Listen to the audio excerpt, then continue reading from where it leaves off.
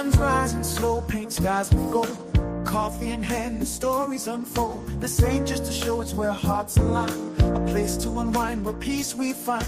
Cannabis drifts on the morning breeze, bringing calm to the mind, setting souls at ease. Together we gather, no need to pretend. The Cove's where the day and good vibes begin.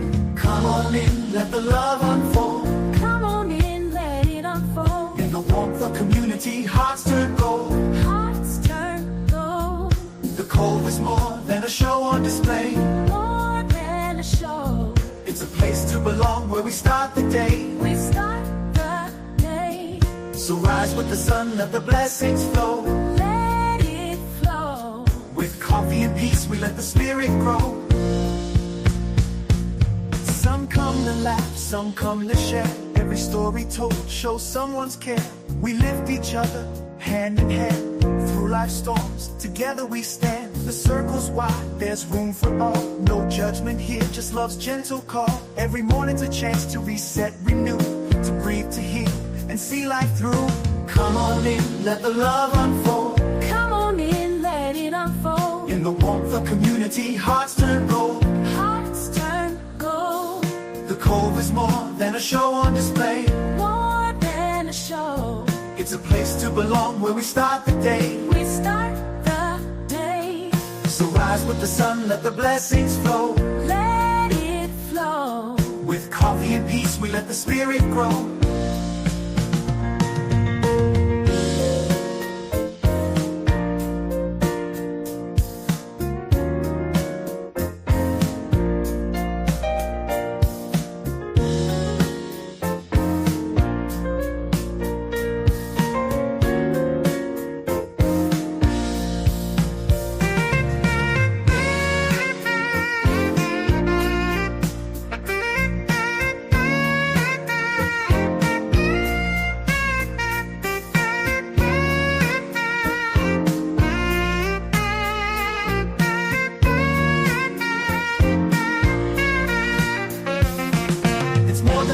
It's where hearts connect. Hearts connect. Where hope is planted and love takes effect. Love takes effect. A sacred space where kindness flows. Kindness flows. And every soul finds a place to grow.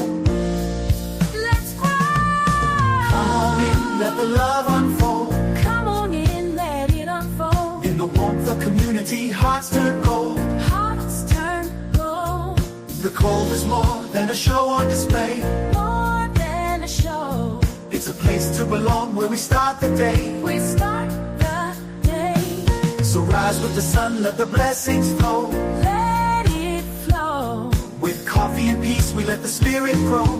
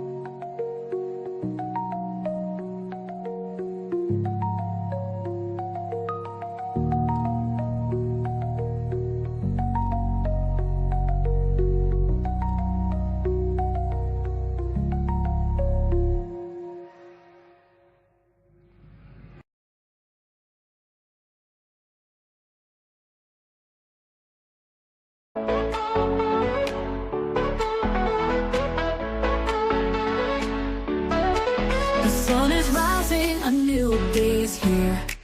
Cove-TV morning show bringing the cheer. Coffee's brewing, the vibes are right. Load up that bowl, we're ready to reignite. Coming up next, it's the show you know. Cove-TV morning, where good vibes flow. Hit that like, don't forget to share. Tag your friends, let them all be there.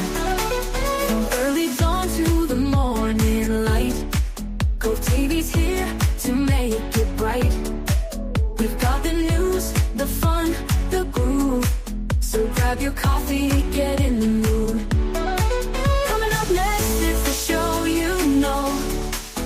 Cove-TV morning, where good vibes flow. Hit that like, don't forget to share. Tag your friends, let them all be there. Your day's just starting, the energy's high. Cove-TV morning, it's time to fly. We've got the tunes, the laughs, the fun. So settle in, the show's just begun.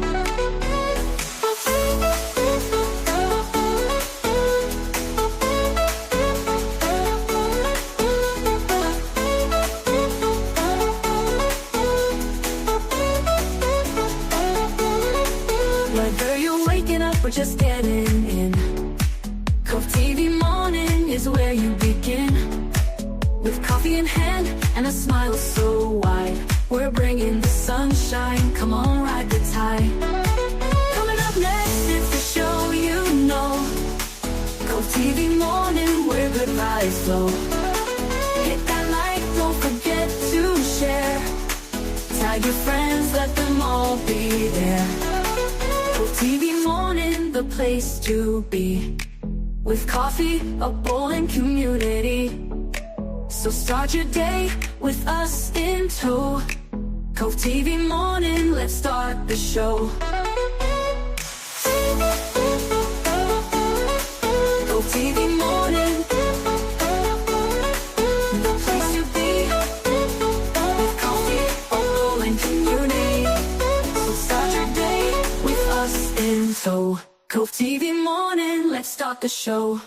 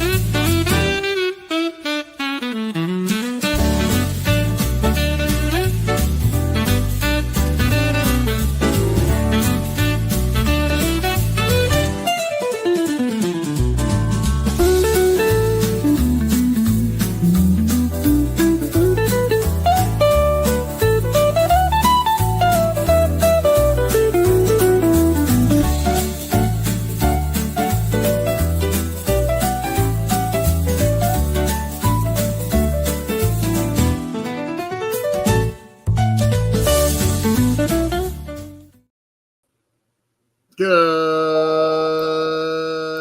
Thursday morning, everybody. What up, Man-Bear? What up, Cornbread? What up? What up? Good morning. How are you guys this morning? Good. Turf War Thursdays going on. Pretty sure we got some dodgeball too. Yes, let's fucking go. All right, our morning sunrise this morning. It's kind of ish there, something. Cheers, cheers. Ooh. Cheers, cheers.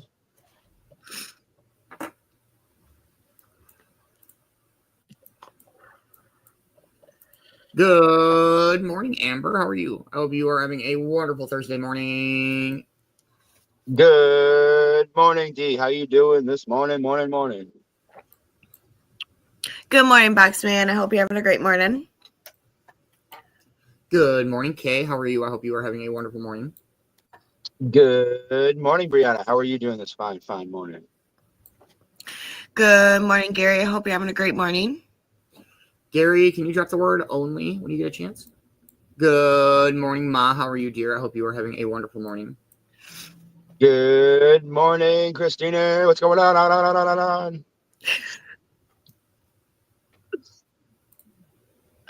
Good morning, Erica. I hope you're having a great morning. Okay, I'm going to scroll back up and make sure I didn't miss anybody. I hope everybody's having a dope-ass Thursday morning. All right. Let's wake and bake. Let's go. Good morning, Ash. How are you? I hope you are having a DJ-tastic Ash Thursday morning.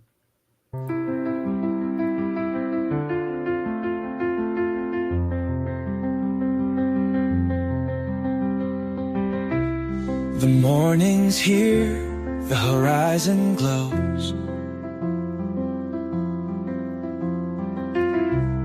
With every comment, a connection grows. Coffee steam rises, a comforting sight. Your smiles, your vibes make the day feel right. The Cove awakens, together we shine. Each of you here is a blessing divine. Cannabis sparks and the laughter flows. In this sunrise moment, the magic shows. Wake up with you, it's a beautiful start. The Cove's a place that's close to my heart. Each voice, each laugh, a melody true. Sunrise sessions wouldn't shine without you. Through every dawn, we've built this bond. A family of light, stretching far and beyond. Rolling the herb, sharing the brew. Moments like this feel sacred with you. The rhythm of life, gentle and kind, echoes in hearts with peace intertwined. Together we stand as the morning breaks. A sunrise with you is all it takes.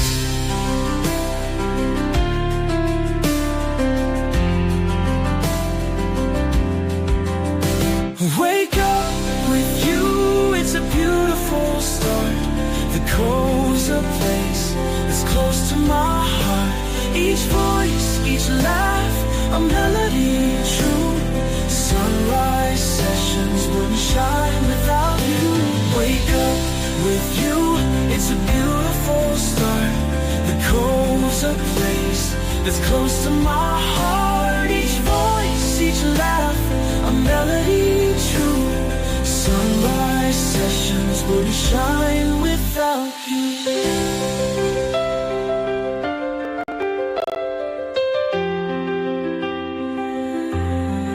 Every smile you share, every story told, a treasure we hold, more precious than gold.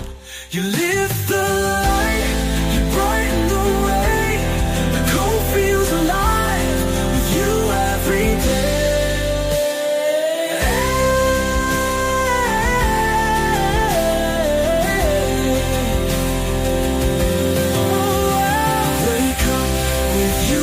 It's a beautiful start. The Cove's a place that's close to my heart. Each voice, each laugh, a melody true. Sunrise sessions wouldn't shine without you.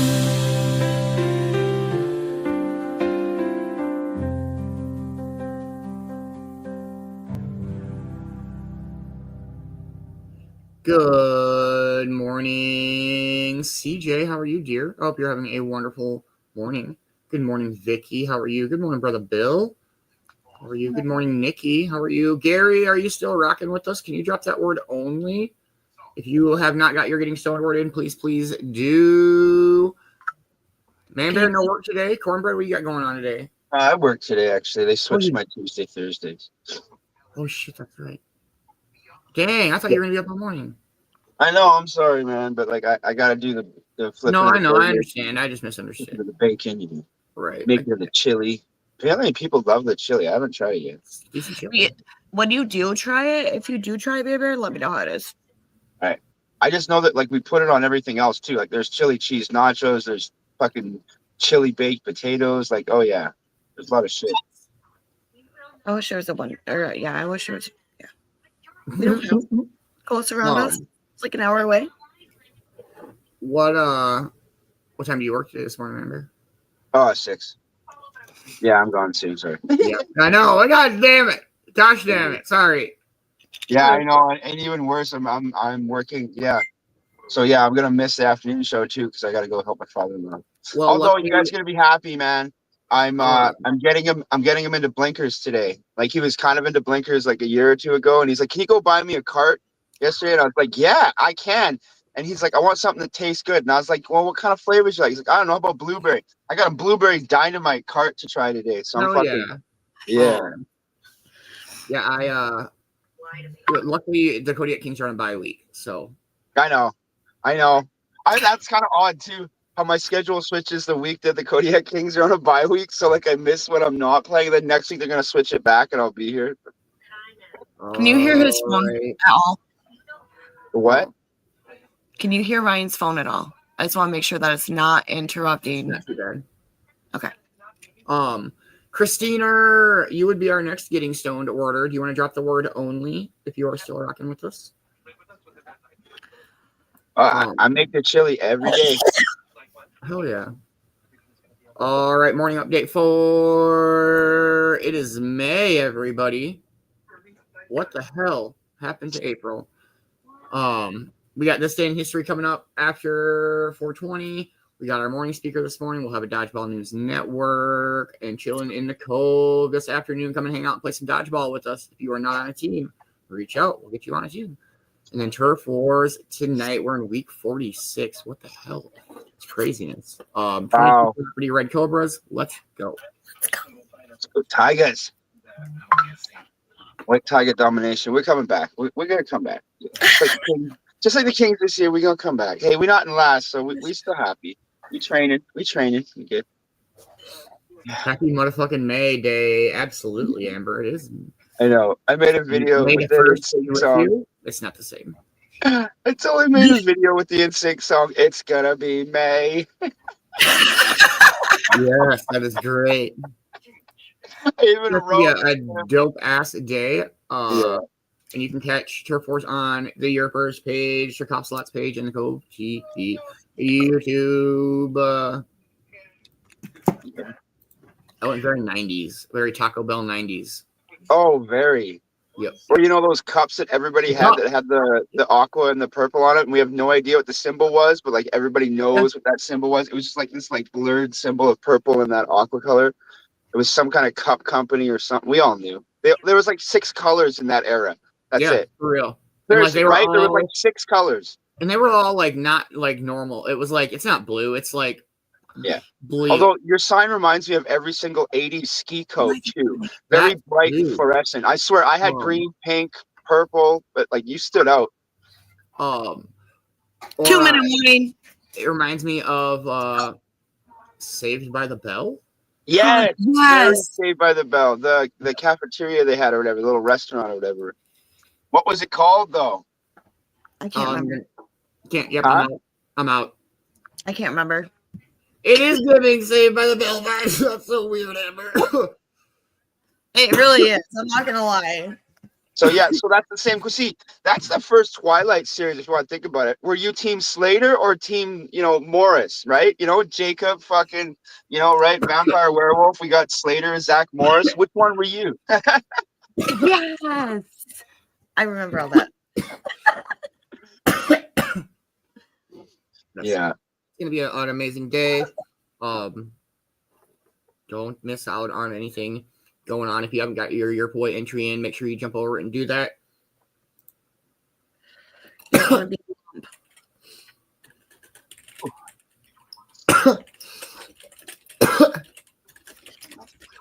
Yeah, it's gonna be a good day. I'm excited to try that blueberry. Yeah, that's all. Well, they had two different ones, and one was like, I think one was a liquid diamond. I thought that'd be a little hard on them. So this one's, I don't know, man. Back when I was getting blinkers, it was all just distillate. That's all it was. There wasn't really much else. Oh shit! Buddy bud. Whoa, look at the color. It looks frosty too. Yeah. Juicy J, I guess. Pardon? Juicy J. Oh yeah. That's hilarious, man. You know, Juicy Fruit was a strain from the 2000s, and it was really good. It was called Juicy Fruit, and yeah, it was really good. I remember that.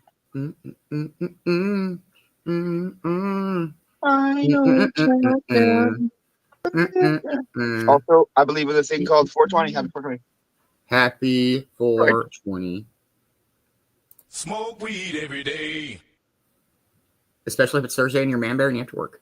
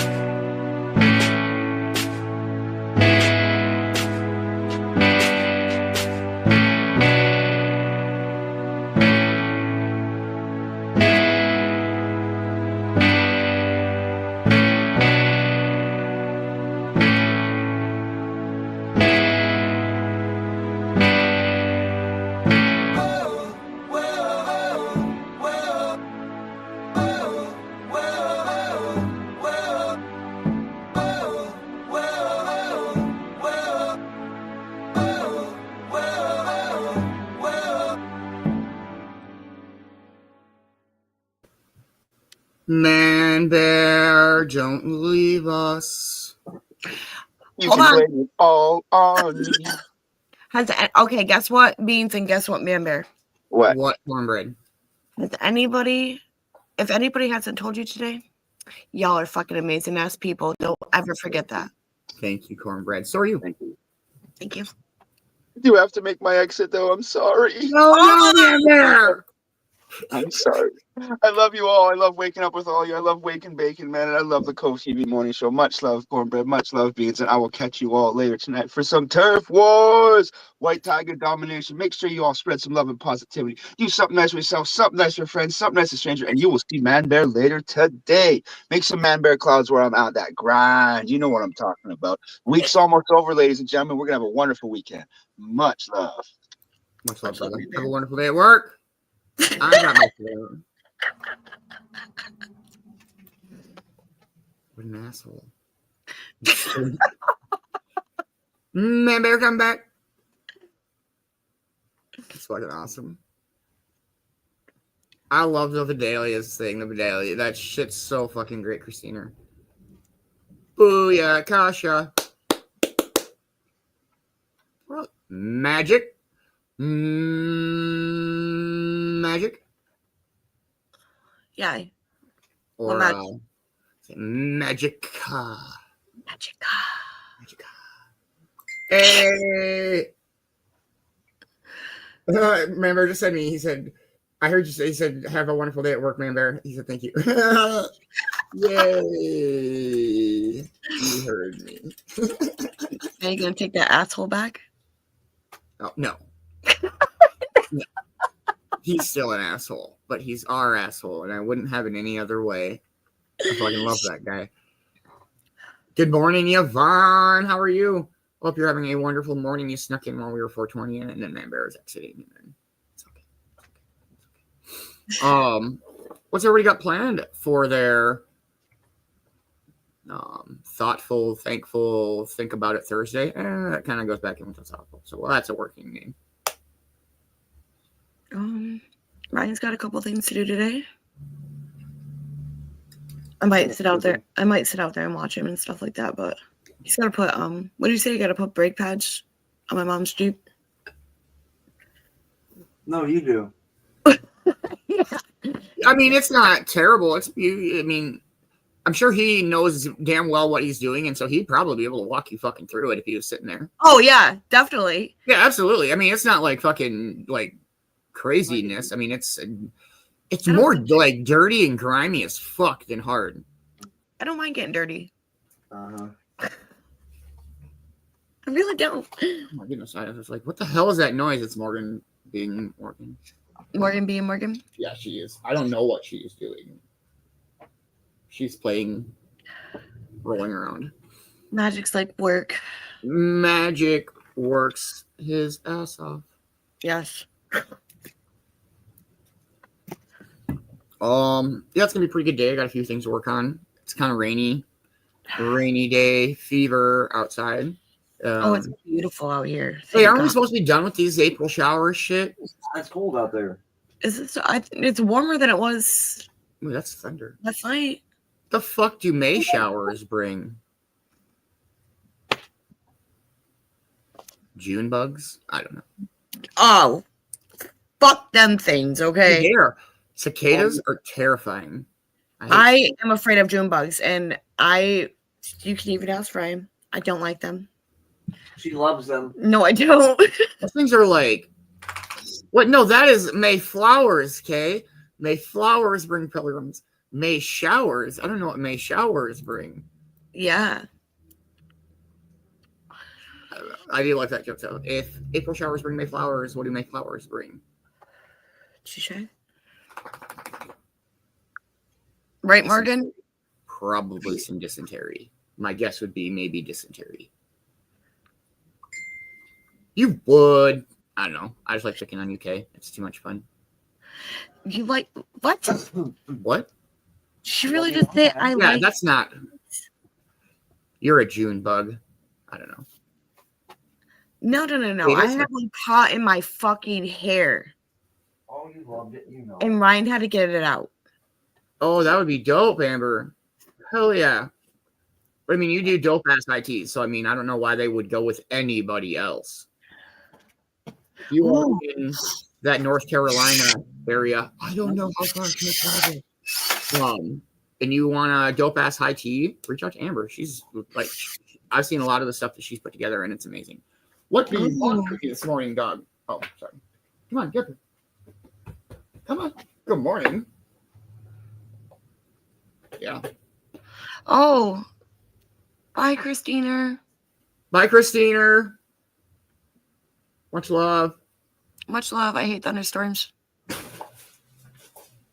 think it's beautiful out. You got frost on the windshield a year ago. The sun's out. Whoa, that's crazy. I didn't know that. Sun's out, fun's out. That's not the right. That's not. It's sun's out here.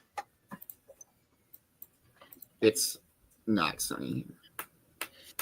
I mean, it's 46 degrees out, so I mean, it is a little chilly, but I don't know. If you stay in the sun, it's not too bad. That's so gross. Can we not go at like, where did we get on the subject of bugs? Oh, because I said June bugs. It's not my fault, though. It's somebody else's fault. It's Cornbread's fault. What day is it? Wait. What day is it? Is it Cornbread's Day today? It might be Cornbread's Day today. I think Thursdays are Cornbread's Day. Oh, shit.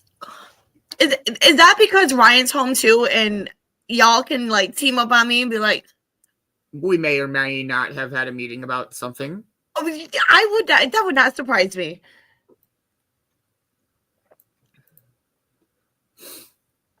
Well, let's play a song. We'll this day in history it up. Okay. Let's go with. Let's fucking go. This is Kelsey's new song. Cheers, everybody. Cheers.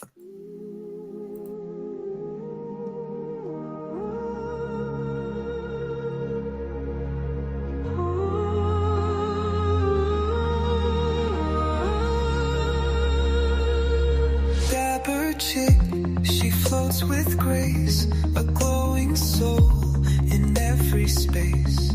Calm and smooth, her rhythm's true. She sees the world in a softer hue. Clouds may come, but she don't fold. Her fire burns in waves of gold. Through stillness deep, she finds her way, gliding bold into the day.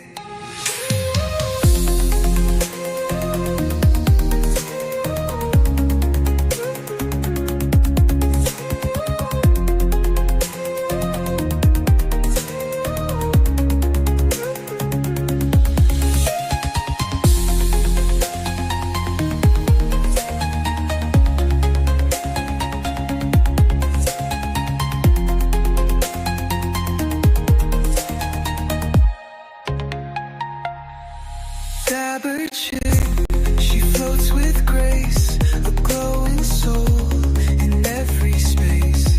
Calm and smooth, her rhythm's true. She sees the world in a softer hue. Clouds may come, but she don't fold.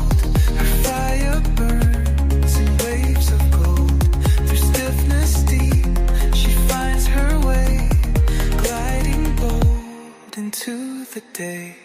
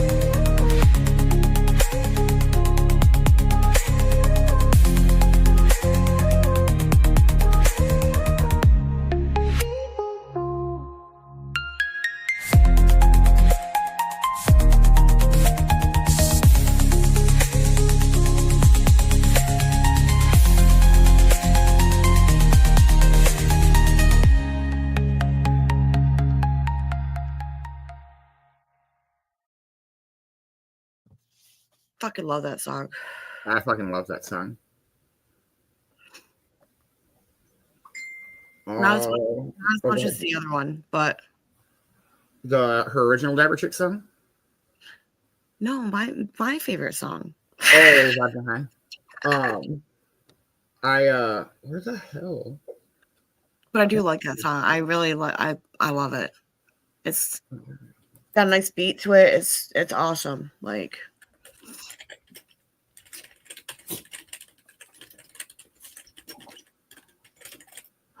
well, now we're talking about Lady Asian Beatles. Dabber Chick is absolutely amazing. He is.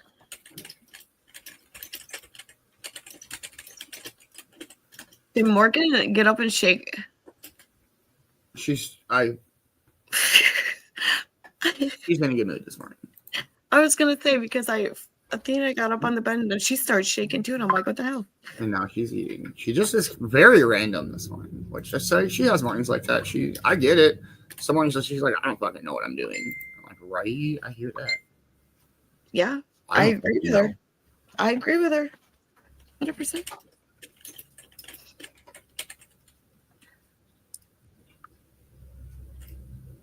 That's crazy. I did not know that. They sent ladybugs into space named after the Beatles. I like how you spelled Beatles there, Amber, by the way. I see what you did there. Weird. We don't have to abbreviate the month this month. It's only 3 letters. Oh. I never thought about that till today. May the 1st be with you. I'm saying it. I don't care. It doesn't make sense. I'm saying it. Sugar dooga dooga dooga dooga. And there is my morning drum solo for everybody. Yeah, I always wonder, like, when I did, like, Coffee's second song and Man-Bear's second song, Europe has a bunch of songs, but, I was like, which one is better? Which one do I like? And, I don't know if I like that one more or the original Dabber Chick song. It's tough. I do love the original Dabber Chick song. Yes, I do like too. with Coffee's round 2, I like that one better. But then Man-Bear's his first one, I like that one better. I like Beanz Hope You Have a Wonderful Day more than Beanz Just Take a Breath. But I've got a few songs. But yeah, just type in what, Yvonne? Okay. Where am I going? I don't know. Where are you going? I don't fucking know. All right. Here. This day in history with the one and the only and the Vicki of the Bowers.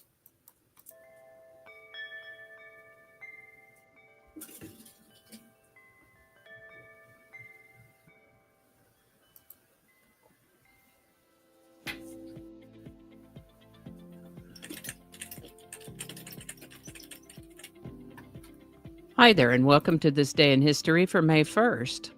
May 1st is the 121st day of the year in the Gregorian calendar, 122nd in leap years, with 244 days remaining to the end of the year. May 1st is recognized in many countries as International Workers' Day. May 1st is also traditionally May Day, a celebration of spring. May Day traditions might include dancing around a maypole, crowning the Queen of May, giving May baskets, which are small baskets of sweets or flowers usually left anonymously on neighbors' doorsteps. Maybe not so anonymous these days with such things as motion-activated camera doorbells, but there you go. Anyway, it was quite a pleasure doing this research to be reminded of these activities for May Day. Today's word is anagnorisis. Anagnorisis is a noun that usually refers to a dramatic story, perhaps play or story, in which it means the point in the plot, especially of a tragedy, in which the protagonist recognizes his or her or some other character's true identity, or discovers the true nature of his or her own situation. For example, the play's climax is marked by anagnorisis, when the hero realizes that the villain is actually his long-lost brother. Or, in her moment of anagnorisis, she discovered not only the truth about her family's past, but also her own role in the unfolding drama. An epiphany, if you will. Anagnorisis comes to us from Greek, where it came from words that meant to recognize or come to know. First known use of the word anagnorisis is in 1783, anagnorisis. And with that, the first official adhesive postage stamp, called the penny black, was issued in the United Kingdom on May 1st, 1840. This was actually an innovation in postage. Up to that time, British postal rates were high and difficult to understand, perhaps arbitrary. The recipient of mail had to pay postage on delivery, and charges were based on how many sheets there were and how far they'd traveled. One never knew how much that might end up being. I need to send you a letter and you've got to pay for it when it gets there. What if you don't like what I sent you? That's how it was. And so a man named Sir Rowland Hill wanted to have some kind of system where postage was prepaid and that letters up to a half ounce, 14 grams, could be delivered at a flat rate regardless of the distance that they had traveled. He presented the idea of a prepaid stamp and a prepaid envelope. Now, of course, we all know what an envelope looks like today, but apparently this was a new thing back then. It was described as a separate sheet folded to form an enclosure for carrying letters. Brilliant idea. You know, we've grown up with them. We think they've existed forever, but maybe not.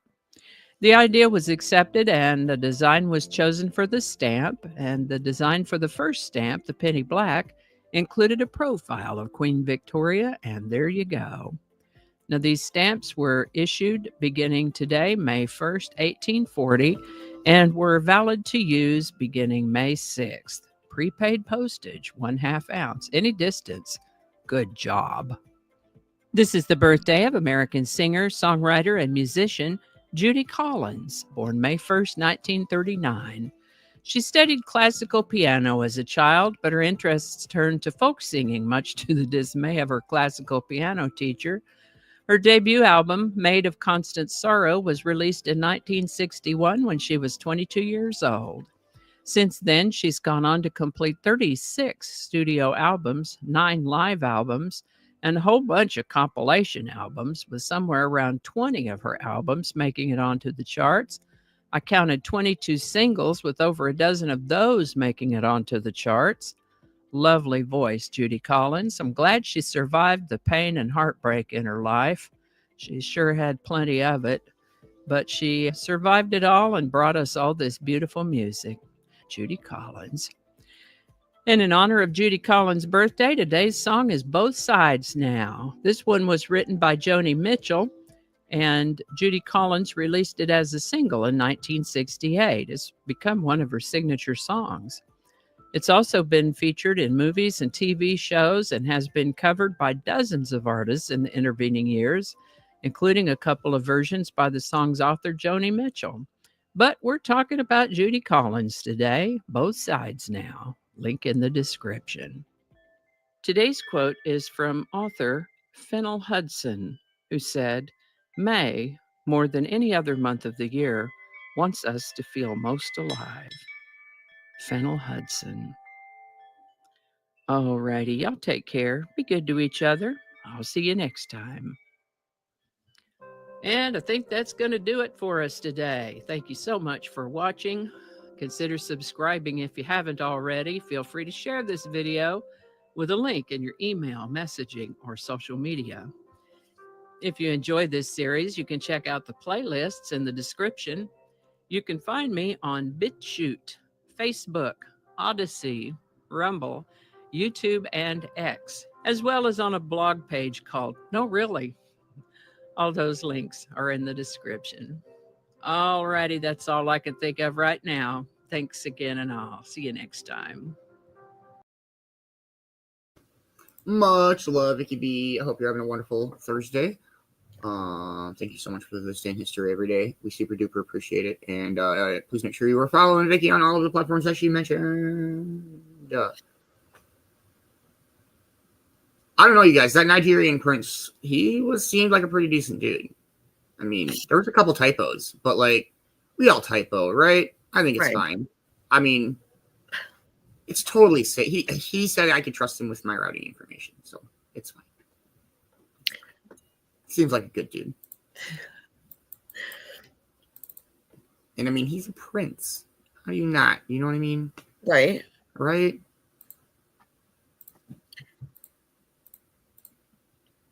Wahaha. I don't know. Don't mind me.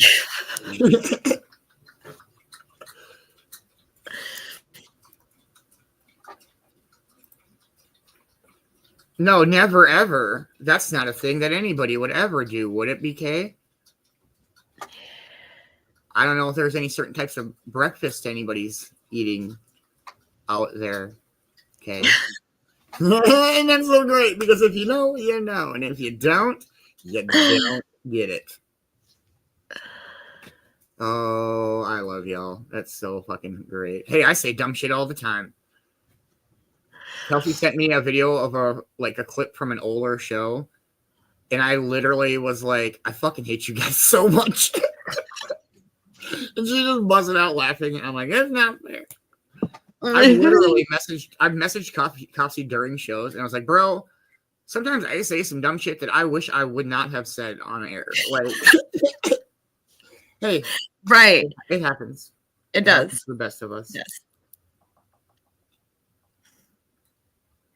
All right, we'll dive into our hey, what up, Sandra? I hope you're having a wonderful Thursday morning. Song of the day, everybody.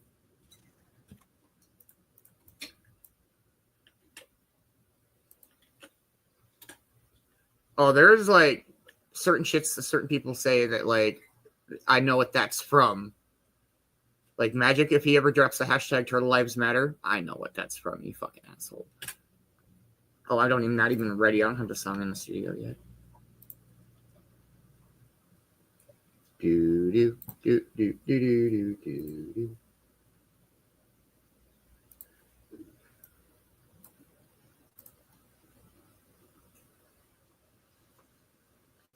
Oh yeah, I love it. But normally I can figure out what you're saying, but there is sometimes when like people like it'll be a typo or like a voice to text, and I'm like, I don't know what that means. Cheers, everybody. Here we go. Cheers.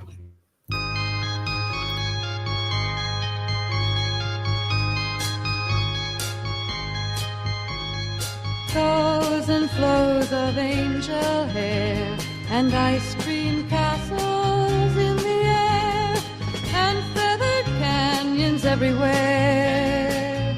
I've looked at clouds that way, but now they only block the sun. They rain and snow on everyone.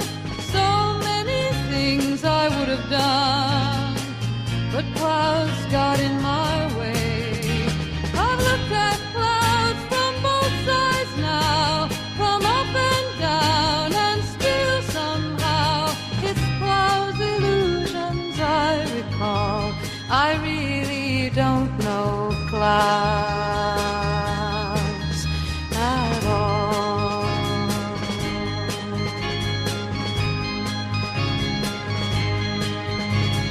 Moons and Junes and Ferris wheels, the dizzy dancing way you feel when every fairy tale comes real. I've looked at love that way, but now it's just another show.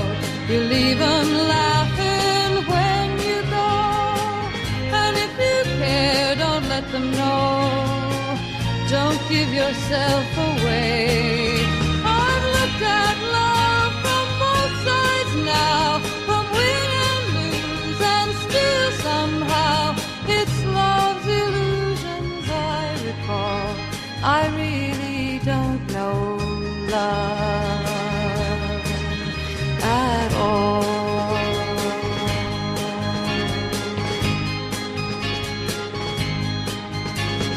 Tears and fears and feeling proud to say I love you right out loud. Schemes and dreams and circus crowds.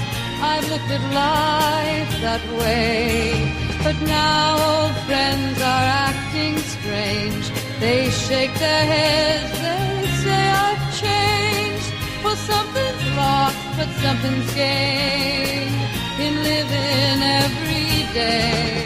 I've looked at life from both sides now, from give and take, and still somehow it's life's illusions I recall. I really don't know life at all.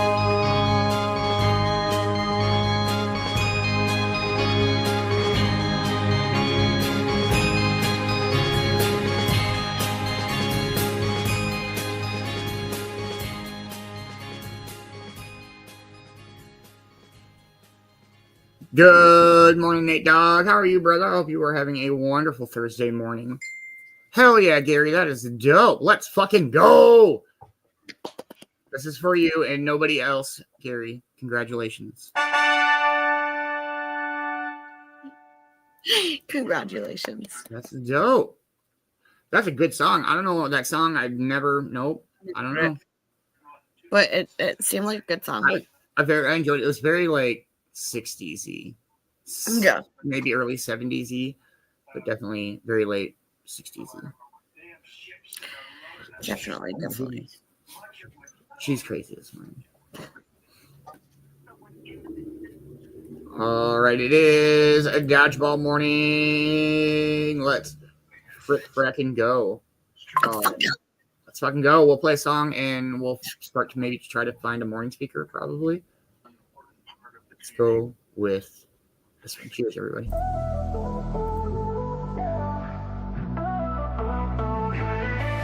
got the vibes on high, rolling smooth. Energy electric locked in the groove. Beats are kicking, clouds drifting by. Riding these waves, reaching the sky. Vibes on high, moving with flow. Feeling alive as the rhythm grows. Dancing free, no limits, no lie. With the crew, just vibes on high. Oh, yeah. Vibes are high, no coming down. We got the vibes on high, rolling smooth. Energy electric, locked in the groove. Beats are kicking, clouds drifting by. Riding these waves, reaching the sky. Vibes on high, moving with flow. Feeling alive as the rhythm grows. Dancing free, no limits, no lie. With the crew, just vibes on high.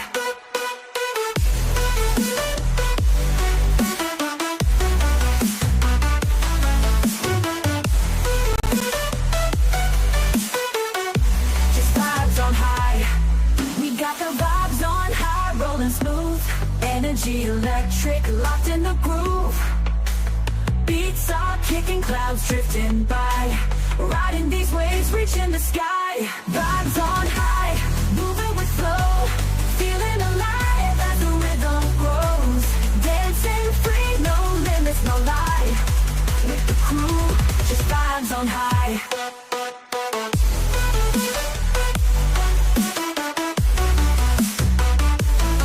We got the vibes on high, rolling smooth. Energy electric, locked in the groove. We got the vibes on high, rolling smooth. Energy electric, locked in the groove. Beats are kicking, clouds drifting by. Riding these waves, reaching the sky. Vibes on high, moving with flow. Feeling alive as the rhythm grows. Dancing free, no limits, no lie. With the crew, just vibes on high.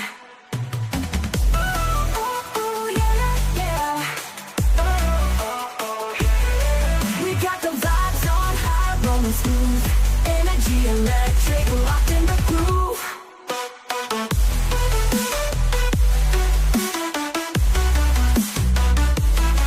We got the vibes on high, rolling smooth. Energy electric, locked in the groove.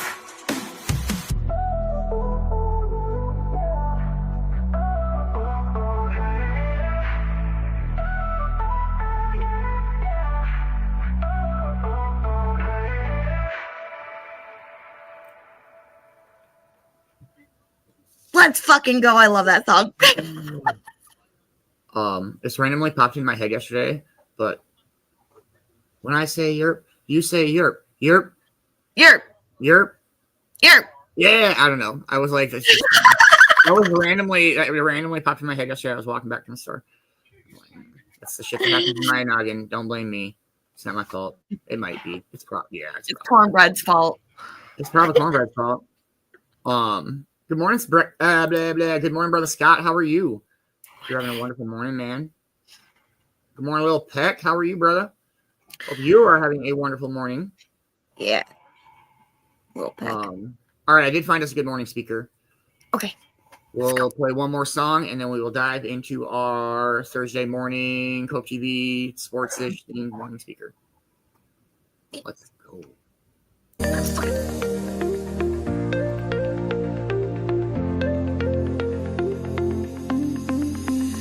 sun creeps up, painting skies in gold. The cove awakens, a story to be told. Feel the sand in beneath, so soft, so warm. A tranquil escape where peace is born. Music flows like the morning tide, a rhythm of life we can't hide. Roll it up, let the good vibe show, a spark of bliss in the soft dawn glow. We're dancing in the dawn where the world feels alive. With every step the music lets us thrive. The touch of the sand, the rhythm so free. Moments like this are all we need. Inhale the calm, let it fill your soul. Exhale the world, let the good vibes roll. The cove and the sea, they call our song. Dancing in the dawn where we belong.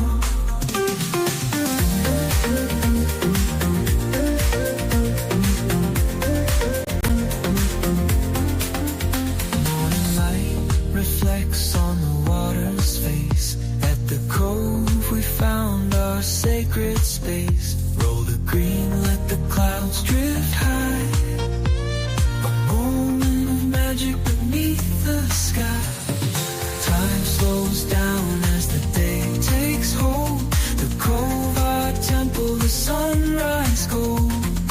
Feel the rhythm, let the music play. A celebration of life in every way. We're dancing in the dawn where the world feels alive. With every step, the music lets us thrive. The touch of the sand, the rhythm so free.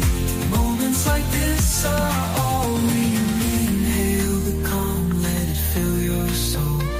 Exhale the world, let the good vibes roll. The cove and the sea, they call our song.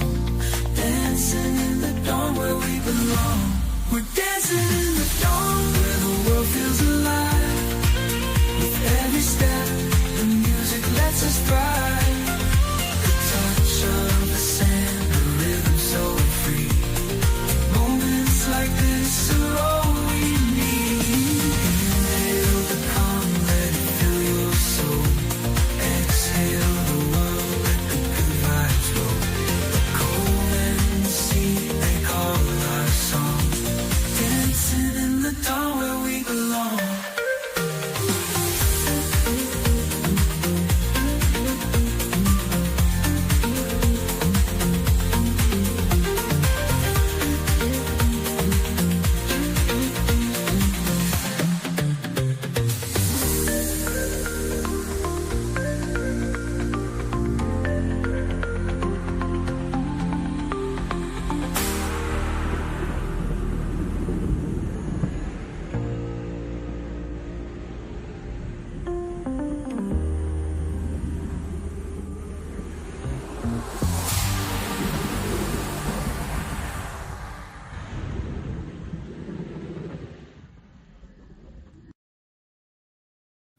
Oh, man.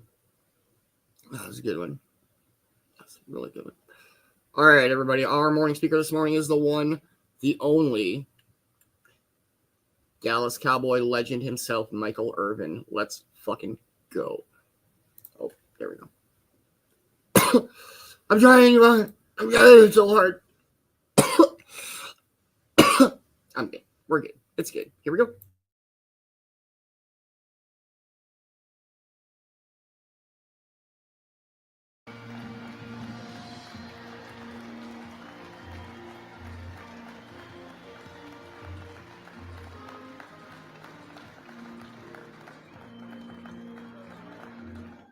Father, I'd like to thank you for allowing all of us to travel here safely, and thank you in advance for the same and allowing us to travel home. Father, thank you for the man that you sent me to help me, and Bishop T.D. Jakes, my spiritual father. And I ask you now to put your arms around my Hall of Fame classmate, Gene Hickerson, and his family. Father, hold them tight and love them right. In Jesus' name I pray, amen.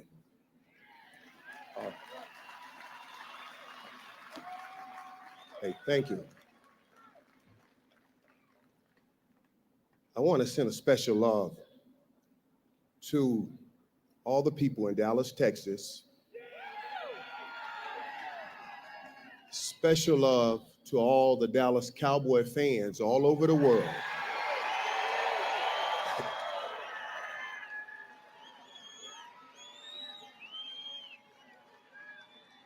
Special love goes to my hometown of South Florida and all the Miami Hurricane fans, St. Thomas Aquinas fans.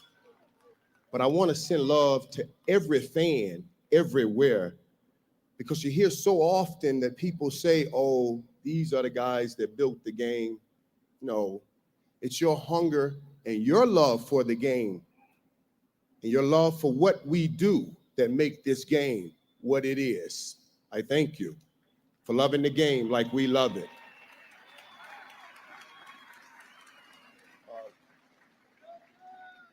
Jerry, those were kind words. Thank you. You know, when I first met Jerry, he had just purchased the Dallas Cowboys. He had a bit of a concerned look on his face. And I said to him, I said, we will have fun and we will win Super Bowls. You see, I knew Jerry had put all he had into purchasing the Cowboys, and that's the way I see Jerry. He's a man that's willing to give all he has, and all he wants is to bring the Cowboy family Super Bowls. Jerry, I appreciate your commitment to family, the Dallas Cowboy family, and your own family.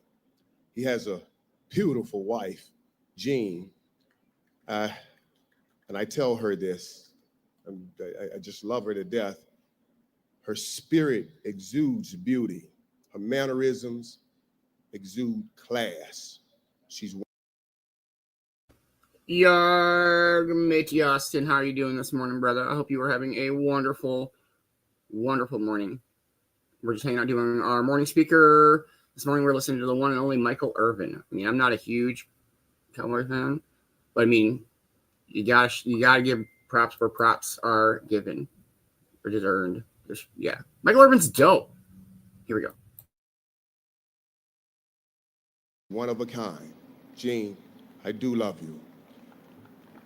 They have beautiful kids. Daughter Charlotte, sons Stephen and Jerry Jr. Each have played a role in my life, and I thank all of them. It's a heartfelt thank you to the selection committee, especially Rick Goslin and Shireen Williams. Shireen is the first woman to have a seat on the selection committee. So Shireen, congratulations to you.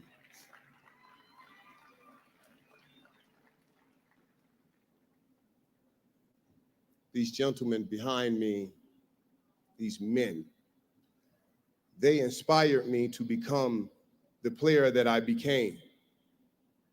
And as I spent this week with these gentlemen that I've admired growing up, I kept thinking about how gifted they are.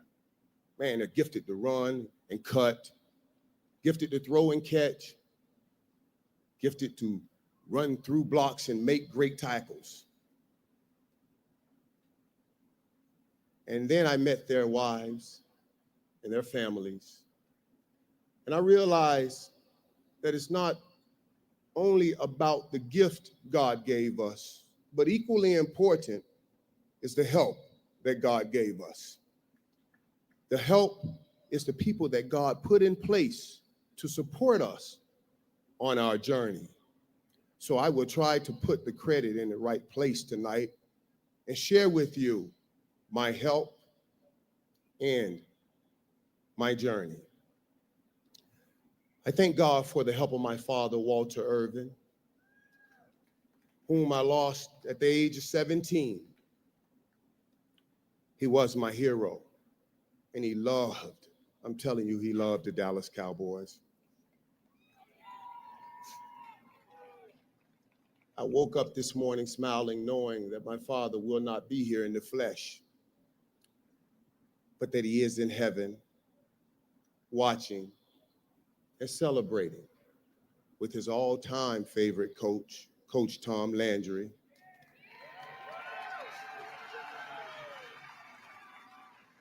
Also, Tex Schramm, Derek Shepard, and Mark Tournay.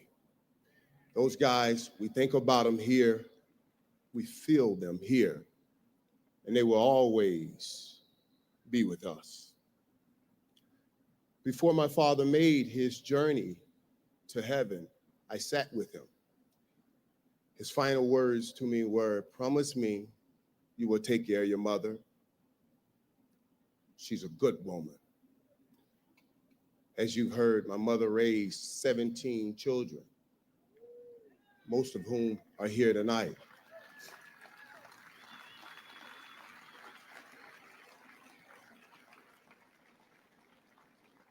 There were challenges, but she would never complain. She always walked around the house and said, "God has promised me that my latter days will be better than my former days." My mom and my Aunt Fanny, her older sister, they are part of my travel squad now. And as we travel, all they want is a nice room and an open tab on room service. And when my work day is done, I get to come by their room and we tell stories and we laugh and we have fun. And we always end the night with them telling me, "Baby, this is what God meant when he said our latter days will be better than our former days." You know,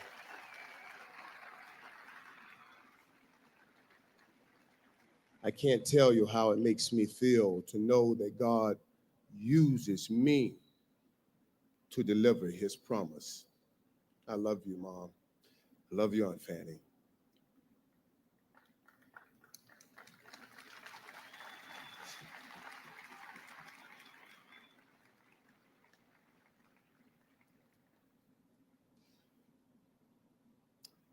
For better or for worse, those are the vows we take before God in marriage. It's easy to live with the for better, but rarely can you find someone who sticks around and endures the for worse. Sandy, my beautiful wife, I have worked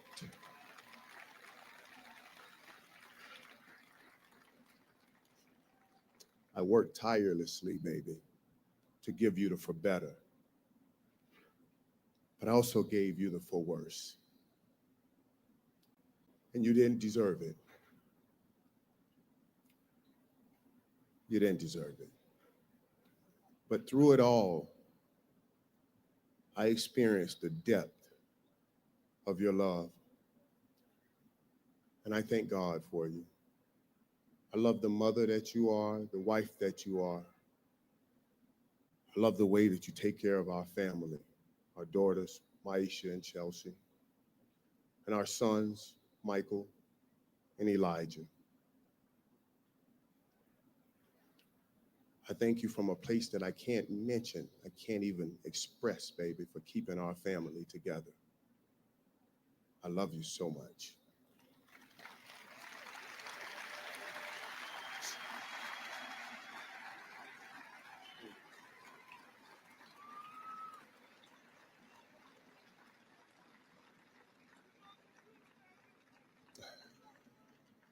My football family, as Jerry told you, began at St. Thomas Aquinas High School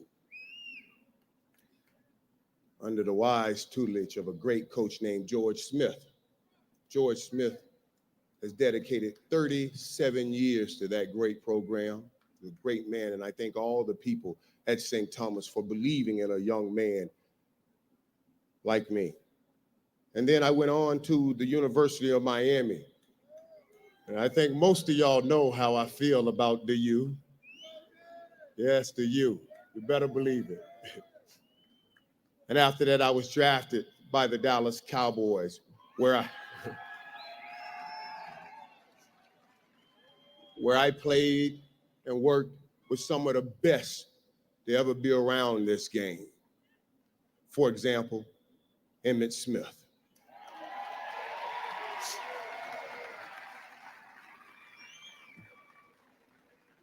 Emmitt Smith is the all-time leading rusher. And the great thing about that, his rookie year, he said to me he was going to become the all-time leading rusher.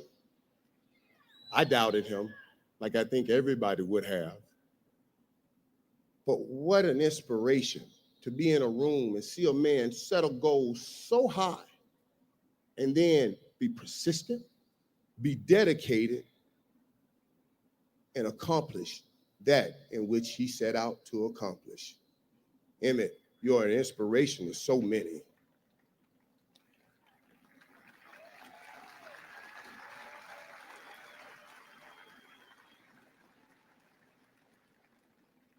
The third part and the third member of the triplets is Troy Aikman.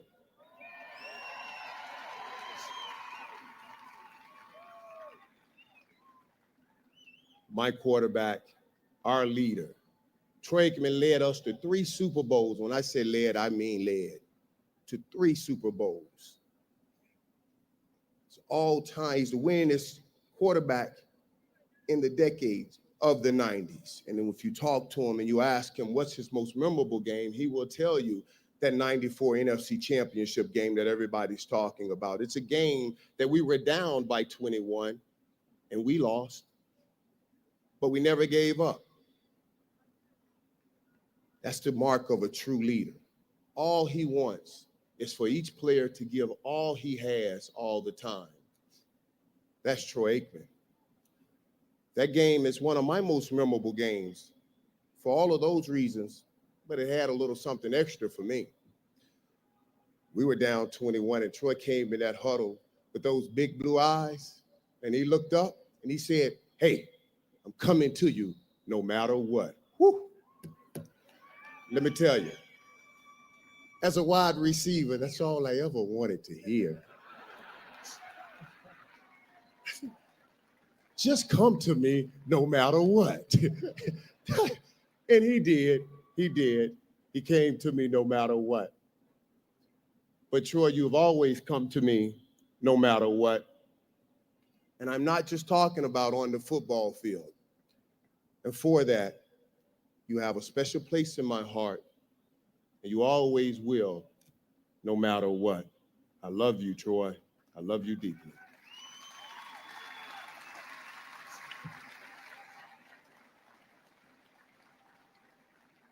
As the triplets, we received most of the press and the credit, but we were surrounded with some great guys, great players, talented guys. Guys like Darren Woodson, Dallas Cowboys all-time leading tackler. My Cowboy counterpart, Jay Novacek, what a great tight end he is.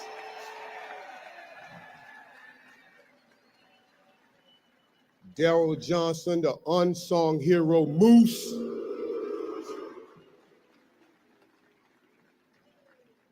Larry Allen and Eric Williams, I'm telling you, they are 2 of the better linemen, if not the best linemen, to ever play this game.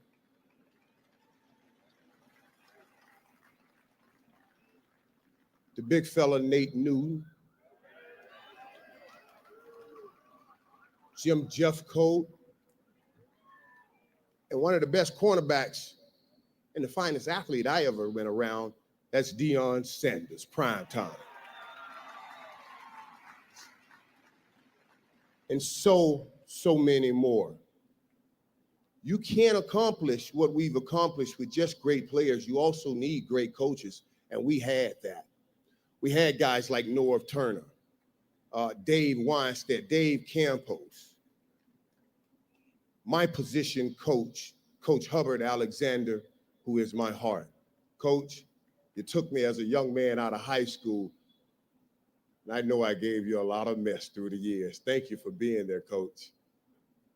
And our head coach, he will always be my head coach. That's Jimmy Johnson.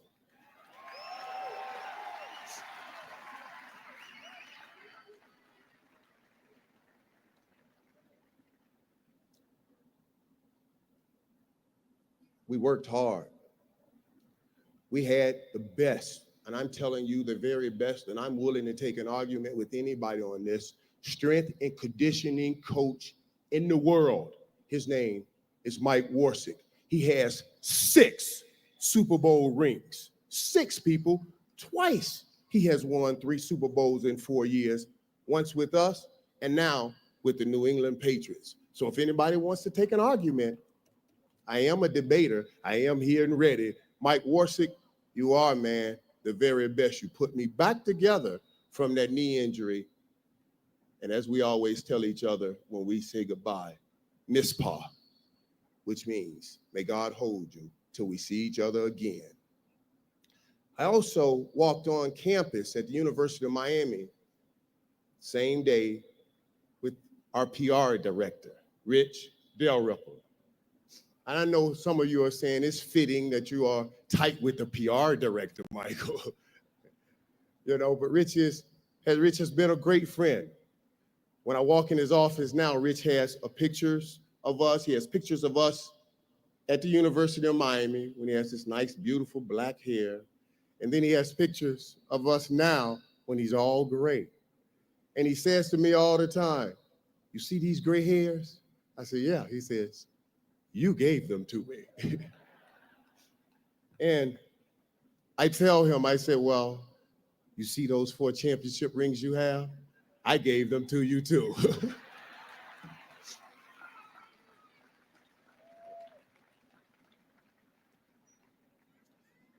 I have experienced all this game has to offer on the football field.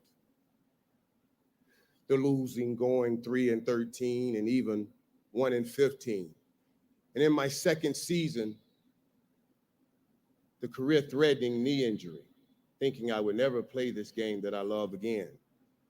And even in 1999, the career-ending neck injury, that in which football players fear the most.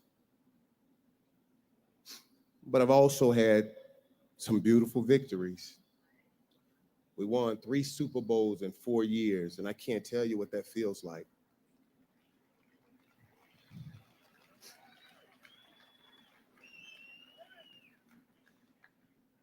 And we did it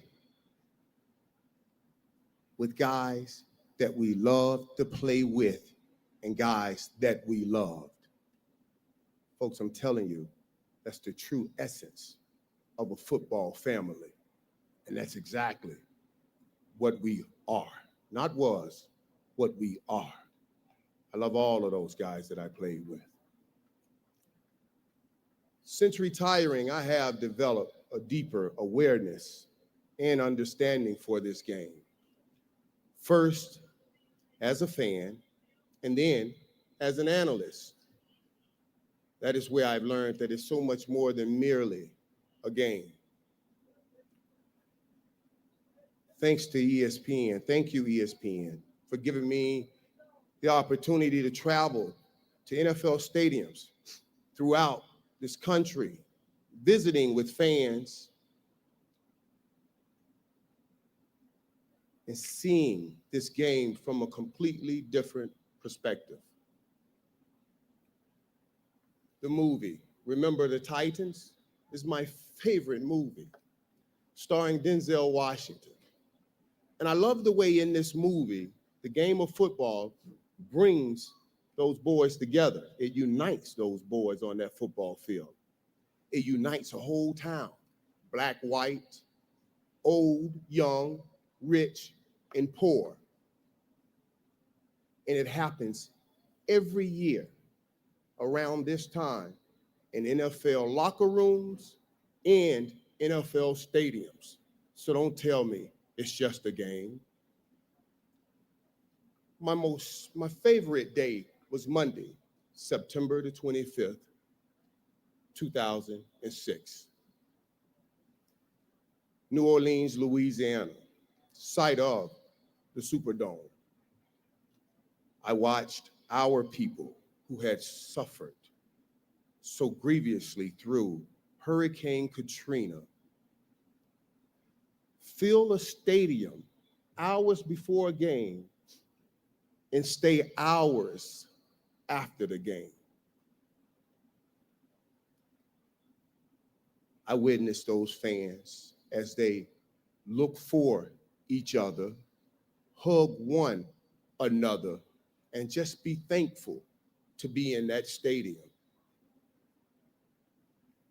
You see the game flex its greatest muscle that day, the ability to heal. I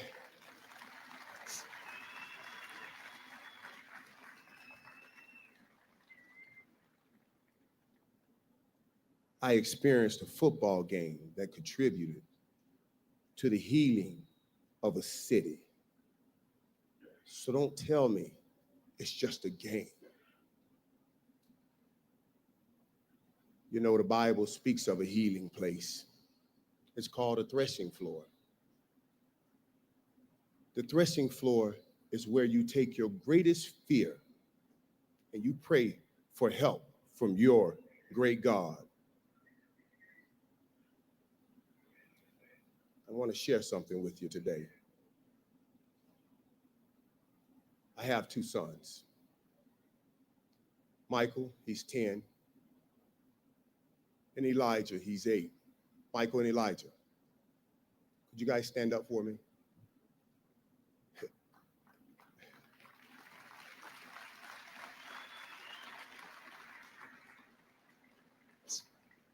That's my heart right there. That's my heart. When I am on that threshing floor, I pray. I say, God, I have my struggles, and I made some bad decisions. But whatever you do,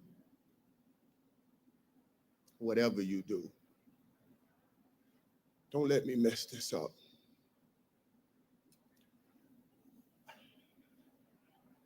I said, please help me raise them for some young lady so that they can be a better husband than I. Help me raise them for their kids so that they could be a better father than I. And I tell you guys to always do the right thing so that you can be a better role model than Dad. I sat right here where you are last year and I watched the class of 2006. Troy Aikman, Warren Moon, Harry Carson, Rayfield Wright, John Madden, and the late, great Reggie White, represented by his wife, Sarah White. And I said, wow. That's what a Hall of Famer is. Certainly I am not that. And I doubt it. I would ever have the chance to stand before you today. So when I returned home, I spoke with Michael and Elijah and I said, that's how you do it, son. You do it like they did it. Michael asked, he said, Dad, do you ever think we will be there? And I didn't know how to answer that. And it returned me to that threshing floor. But this time, I was voiceless. But my heart cried out. God, why must I go through so many peaks and valleys? I wanted to stand in front of my boys and say, do it like your dad, like any proud dad would want to. Why must I go through so much? And at that moment, a voice came over me, and it said, look up, get up, and don't ever give up. And you tell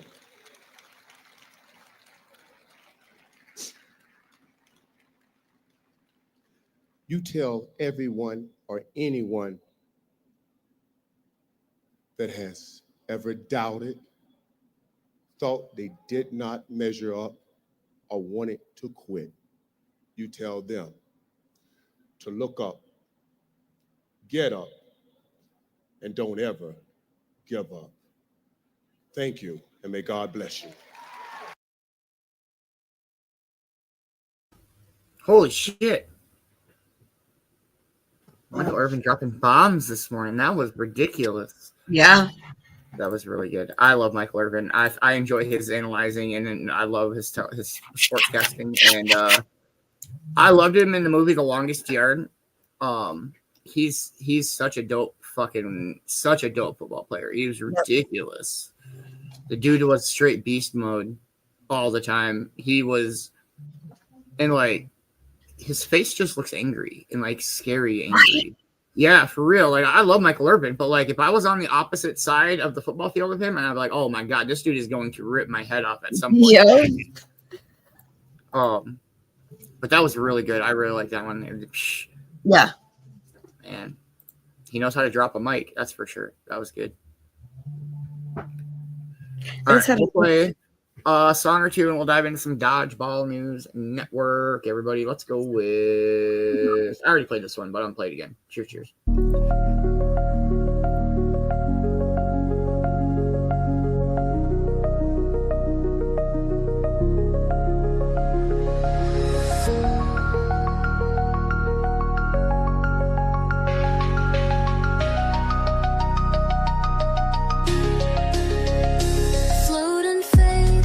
Your worries slide, clouds above and calm inside.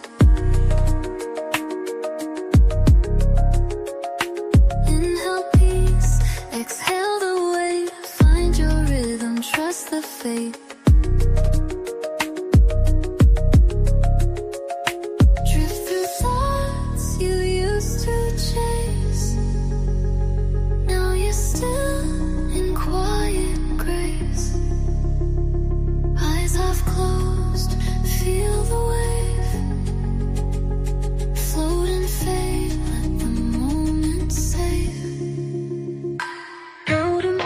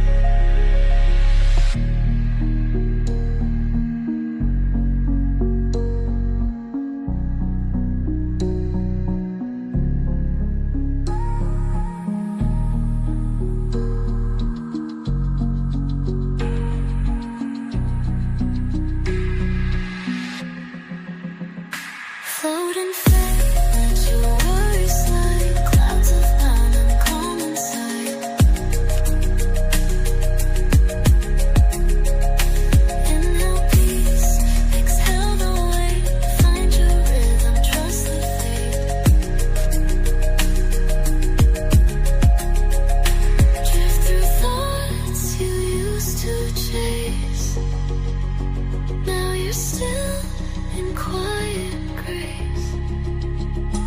Eyes half closed, feel the wave. Float and fade, let the moment save.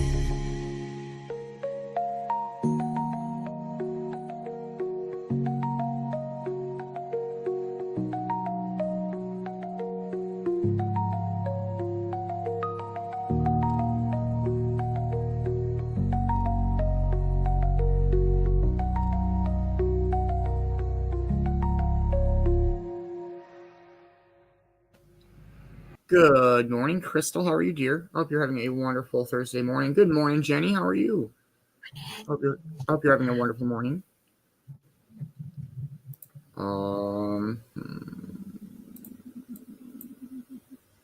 Let's go with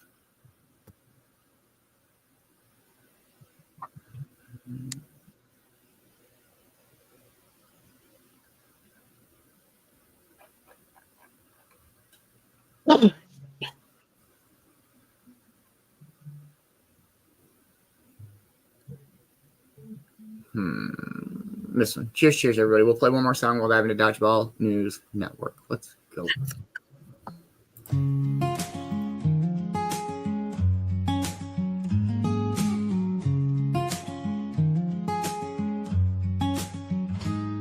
The sun breaks in through the window pane. Steam from the coffee, a slow burning flame. Feet on the floor, another day starts. Rolling ahead with a light in my heart. Clouds might gather, the road might bend, but I keep moving, no need to pretend. Past is behind, the fire still glows. Where the wind takes me, nobody knows. Just keep it rolling, don't lose the flame. Keep it burning, let it stay the same. Ride with the wind, don't fight the rain. Storms will pass, the sun remains. Every step's a story, every breath a song. Sing it loud, keep moving on. Keep moving forward, just roll along, roll along, roll along. Lessons learned like stones in a stream. Some sink away, some shine in between. The weight gets heavy, the nights feel cold, but I found my way in stories retold. No need to rush, no need to chase. Every small step still holds its place. The rhythm of life, like the waves on the shore. I take what it gives, I don't ask for more. Just keep it rolling, don't lose the flame. Keep it burning, let it stay the same. Ride with the wind, don't fight the rain. Storms will pass, the sun remains.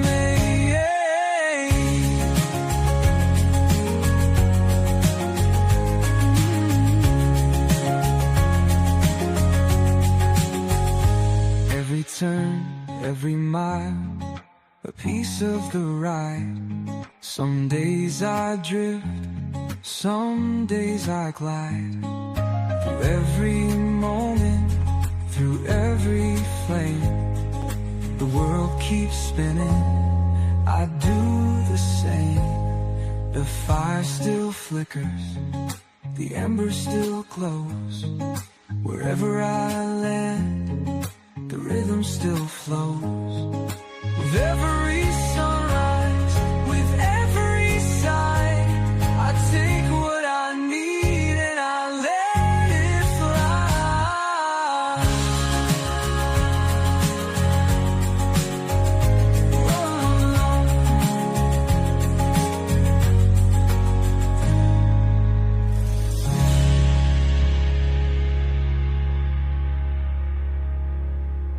Good morning, Smoka. How are you, man? I hope you're having a wonderful morning. Good morning, Deb. How are you? I hope you are having a wonderful morning. And good morning, Dan Fielder.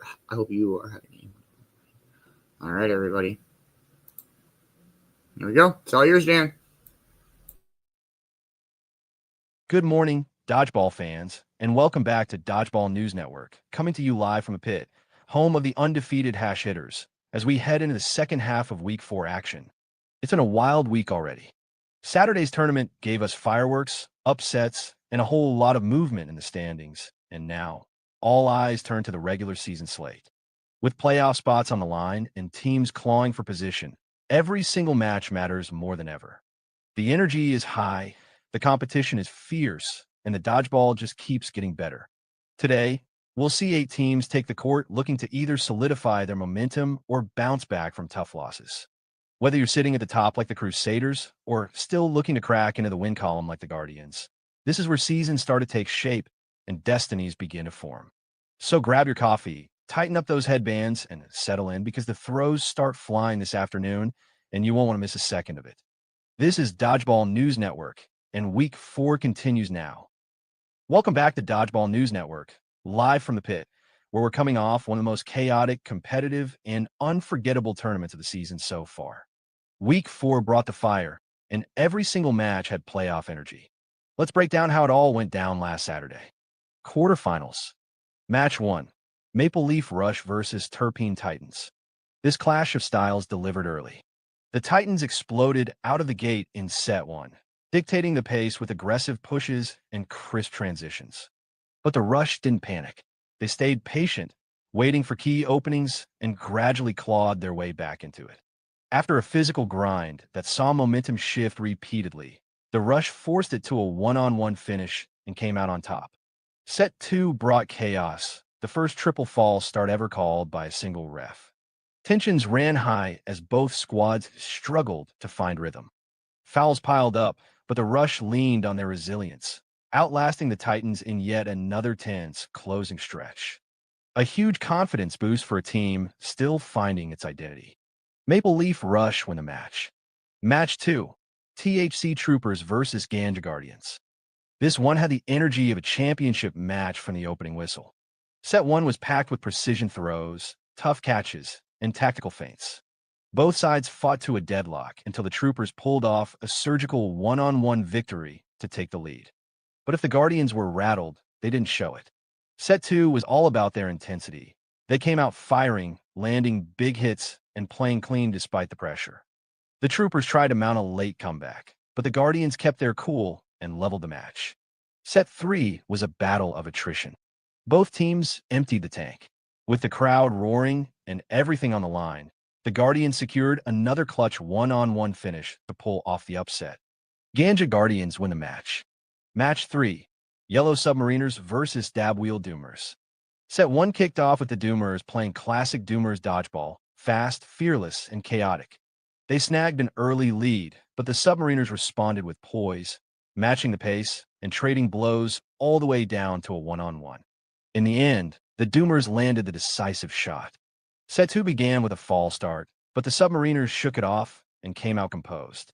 They cleaned up their transitions, capitalized on fouls, and rode a late-game surge to even the match. Set 3 was a thriller. The Doomers started hot again, but Amber's squad dug in deep, weathered the storm, and completed a stunning rally to snatch the win in, what else, another one-on-one. Yellow Submariners win the match. Match 4. Blaze Battalion versus Hash Hitters. One of the most physical matchups of the day. Set 1 opened with both teams playing tight, measure dodgeball. Blaze hit first, but the hitters responded in waves. The set dragged into a war of attrition, with fouls on both sides and nonstop energy. It ended as it should have, with a tense one-on-one, and the battalion edged it. In set 2, Beanz' squad caught fire. They came out with confidence, moving quickly and striking with precision. The hitters never really settled in, and Blaze controlled the set from wire to wire. It was a statement win and a long overdue breakthrough for the battalion. Blaze Battalion win the match. Semifinals. Match 1. Maple Leaf Rush versus Ganja Guardians. These two squads went shot for shot from the jump. The Guardians took set 1 by asserting control early and managing the middle ground masterfully. The rush didn't flinch, though. In set 2, they slowed the game down, forced mistakes, and battled their way into another one-on-one showdown, which they won to even the match. Set 3 was a true gut check. Both teams had chances, both landed huge plays, but in the closing moments, the Guardians turned up the tempo and surged across the finish line. Ganja Guardians win the match. Match 2, Yellow Submariners versus Blaze Battalion. Two teams on the rise met in a fierce semifinal. The Submariners claimed set 1 in a thrilling one-on-one finish, leaning on their chemistry and court awareness. But Blaze bounced back in set 2 with a physical, grinded-out style that wore the Submariners down. Set 3 was clean, crisp, and decisive. Only one foul was called as Blaze dictated pace and positioning, eventually overwhelming the Submariners with a relentless mid-game run. They punched their ticket to the finals with authority. Blaze Battalion win the match. Finals, Ganja Guardians versus Blaze Battalion. Set 1 was all momentum swings. The Guardians landed the first blows, but Blaze didn't break. The set came down to a one-on-one, and the battalion executed perfectly to take the early lead. Set 2 was clean and clinical. The Guardians played near-flawless dodgeball, keeping Blaze off balance, minimizing fouls, and tying the match. The tension in set 3 was electric.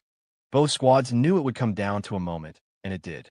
In a dramatic final showdown, the Guardians snatched the gold with yet another one-on-one victory, capping one of the most resilient runs of the season. Ganja Guardians win the match and are the Week 4 tournament champions.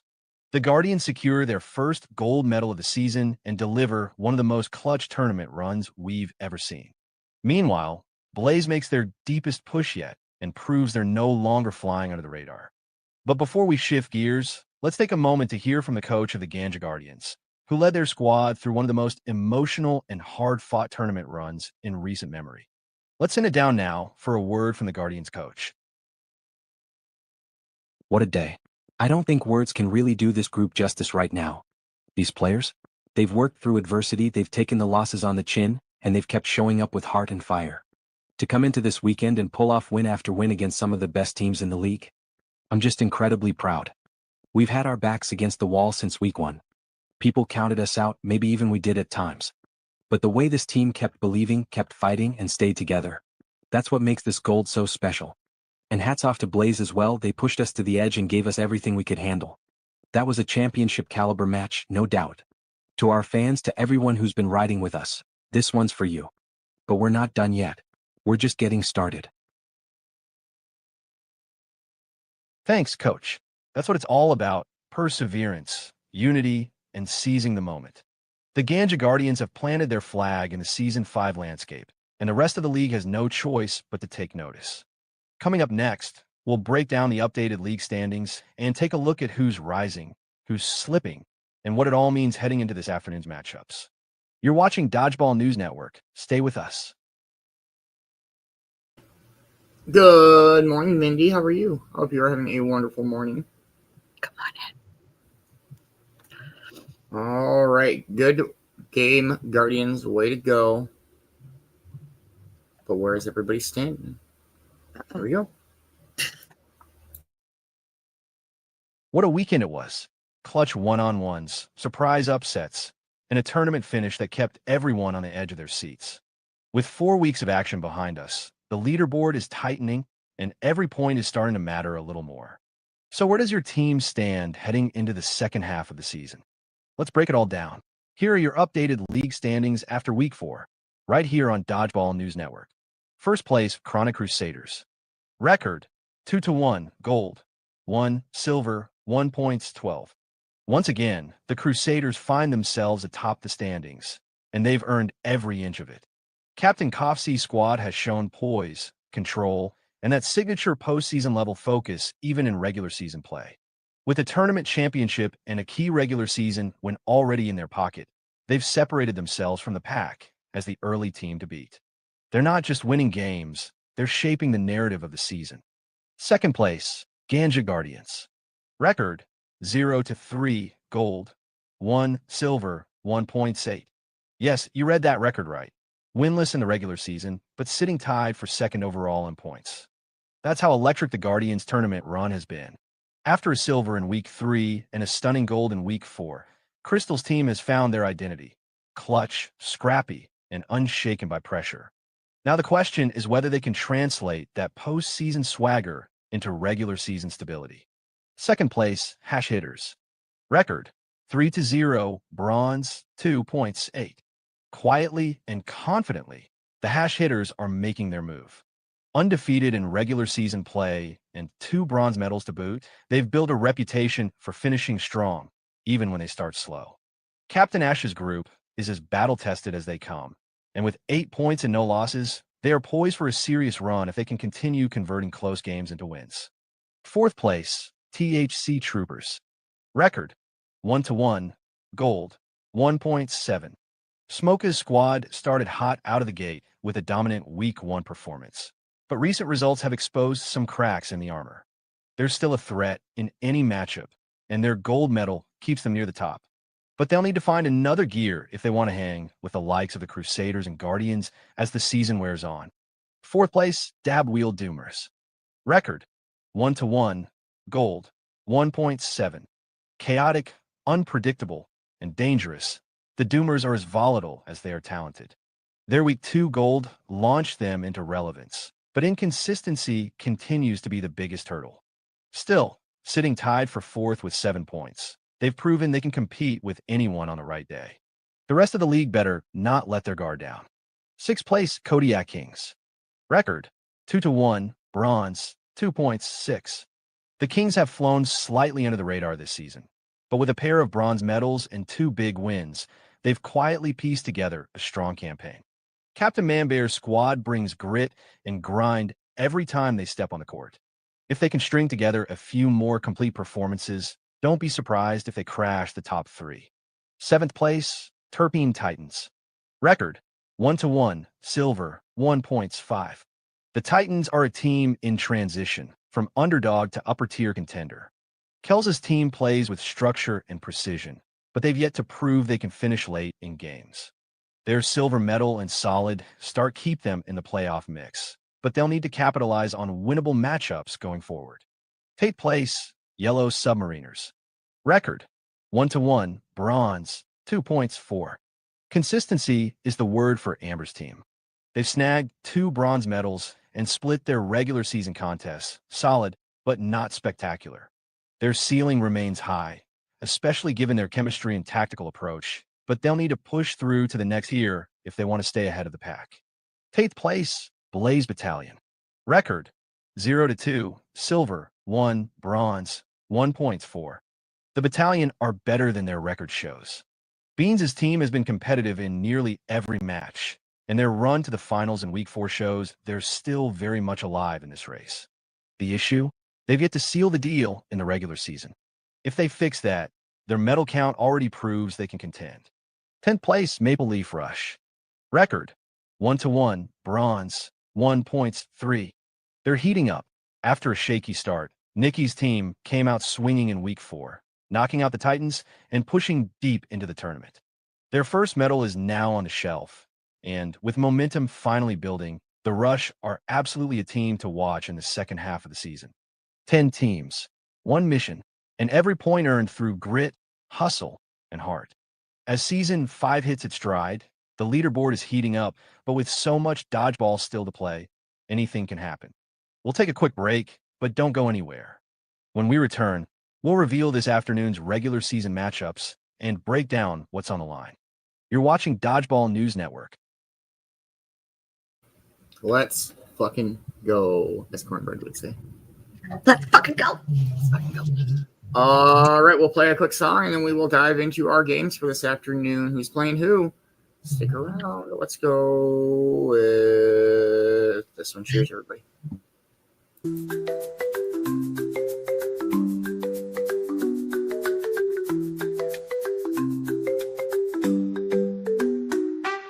Sunrise gleams on the calm, clear sea. Winds roll soft, setting our spirits free. The Cove awakens as the morning breaks. Cannabis sparks with every breath we take. Palms sway wide, shadows drift and fall. Peace flows through us, connecting us all. In this moment, the world feels kind. We leave our worries far behind.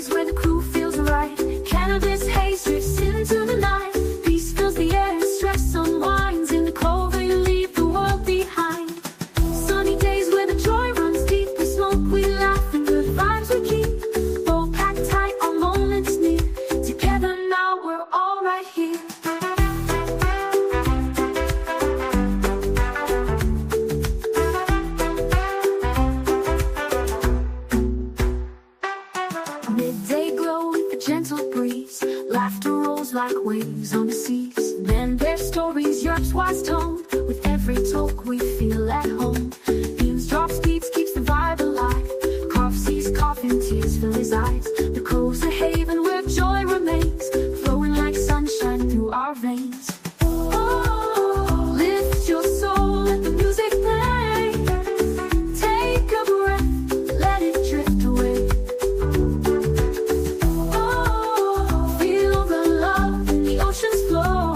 Right here in the Cove, it's all we know.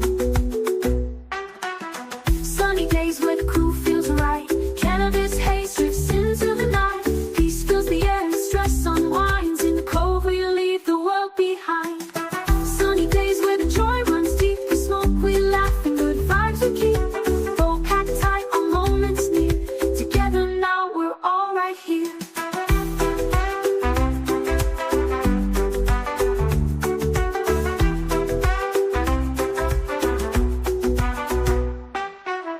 Bask in the sun, feel the warmth run deep. Oh, these moments are ours to hold and keep.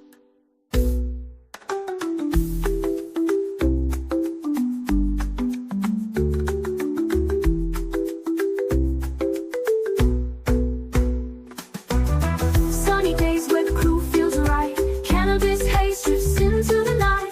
Peace fills the air and stress unwinds. In the Cove we leave the world behind. Sunny days where the joy runs deep. We smoke, we laugh, and good vibes we keep. Both packed tight, our moments near. Together now we're all right here. Bask in the sun, feel the warmth run deep. Oh, these moments are ours to hold and keep.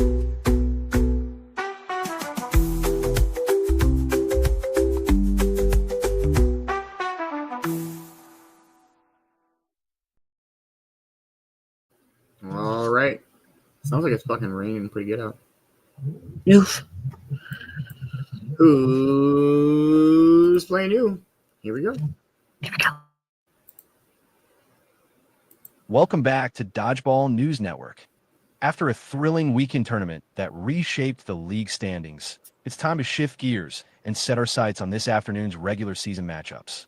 For games, 8 teams, every point matters, and with playoff positions starting to take shape, the pressure is on. Here's what's on tap for today. Match 1, Maple Leaf Rush versus Ganja Guardians. The Rush are coming off a gritty tournament run and still searching for consistency in regular play. Meanwhile, the Guardians are riding high after capturing their first gold medal of the season. Can Nikki's squad slow the Guardian momentum, or will Crystal's team keep climbing? Match 2, Yellow Submariners versus Hash Hitters. Amber Submariners have been one of the league's most disciplined squads, but they've got a major test ahead in the undefeated Hitters. Ash's crew is 3-0 and showing no signs of slowing down, but this one could get interesting fast if the Submariners dictate the pace. Match 3, Dabwheel Doomers versus Blaze Battalion. 2 teams with something to prove. The Doomers are chasing their second win while Blaze is trying to convert tournament success into league points. Beanz' crew is heating up. Can they finally grab that first W of the season? Match 4, THC Troopers versus Terpene Titans. Smoka versus Kells. A heavyweight clash between 2 teams with championship aspirations. Both squads are sitting in the middle of the standings with a gold and silver to their name.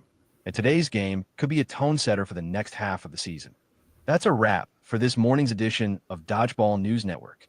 We've broken down the tournament drama, revealed the latest league standings, and previewed every matchup on deck for this afternoon. But the real action is just getting started. For games, 8 teams, and a whole lot of dodgeball still to come. Make sure to join us later on Chillin' in the Cove as we head into another thrilling round of regular season showdowns. Whether you're pulling for the underdogs or riding with the top dogs, every set counts, and every point could shape the playoff picture. Until then, rest up, stay locked in, and we'll see you back this afternoon. This has been Dodgeball News Network. We'll see you courtside. Much love, Brother Dan. I hope you have a wonderful, wonderful day. God damn the man. Dan Fielder, the man. I enjoy Dan Fielder. He's a good guy. Oh, man. Well, What do you know, Beans? Not shit. I'm a no news is good news kind of person. The no news, the better. Touche, touche. We'll play another song and see where we're at that morning. I don't know. He don't know, guys. I don't fucking know shit. Cheers, everybody.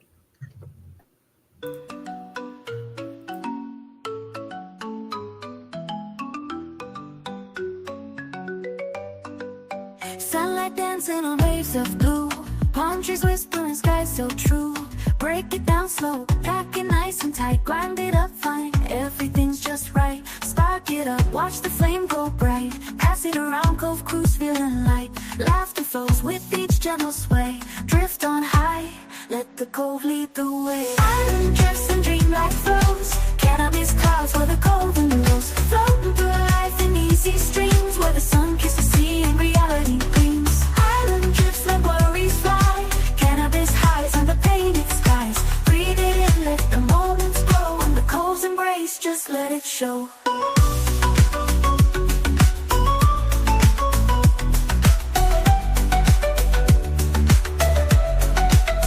Light up the joint, or fill up the bowl. Take that deep breath, let it warm your soul.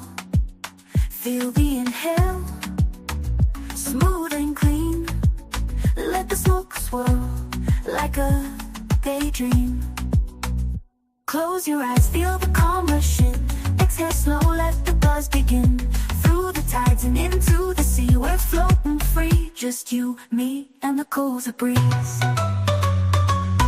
Island drifts and dreamlike flows, cannabis clouds where the cove and the rose, floating through life in easy streams where the sun kisses sea and reality gleams. Island drifts let worries fly, cannabis highs under painted skies. Breathe it in, let the moments grow, and the cove's embrace, just let it show.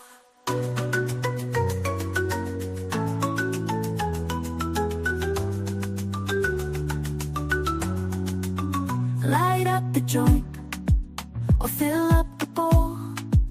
Take that deep breath, let it warm your soul. Feel the inhale, smooth and clean. Let the smoke swirl like a daydream. Close your eyes, feel the calm rush in. Exhale slow, let the buzz begin. Through the tides and into the sea, we're floating free. Just you, me, and the coves a breeze.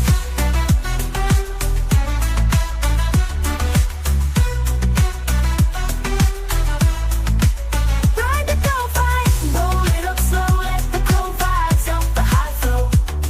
Light it up and watch it burn. Take a hit, let your soul learn. Every puff is a step to ease, drifting along in the cove's warm breeze.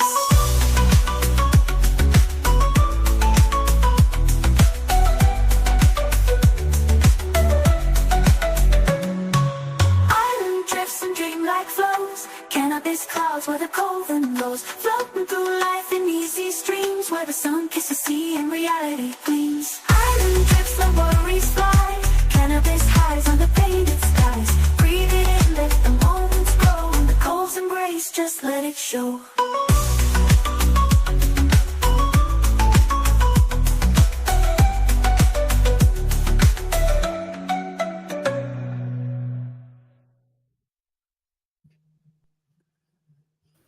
For real, Ma. For real. I know you love that song. I was thinking you when I played that song. All right. This is kind of mind-blowing. So we all were at the conversation earlier about the April showers bring May flowers. What do May showers bring, right? And what was my answer? Fuck, I don't remember. June bugs. Oh, yeah, June bugs. Yeah, and then we started talking about that. Okay.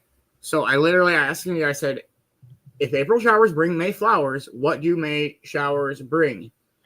It says, if April showers bring May flowers, what do May showers bring? June bugs. What? I was right. I didn't even realize it. See what you did? You called it. I did it. I don't. My bad. Tell him, Rosie. We don't like June bugs. They scare us. Pupperoonie. Yes, she's in a cuddly mood, just like you said, Yvonne.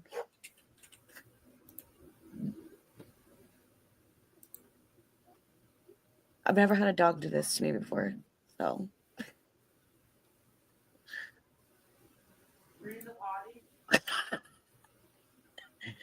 Yes, that's Dad. You hear him? Look at you smile. Wait, for real, Yvonne. Look at you smile. Oh. Okay, Ruby, we get. Oh. Oh.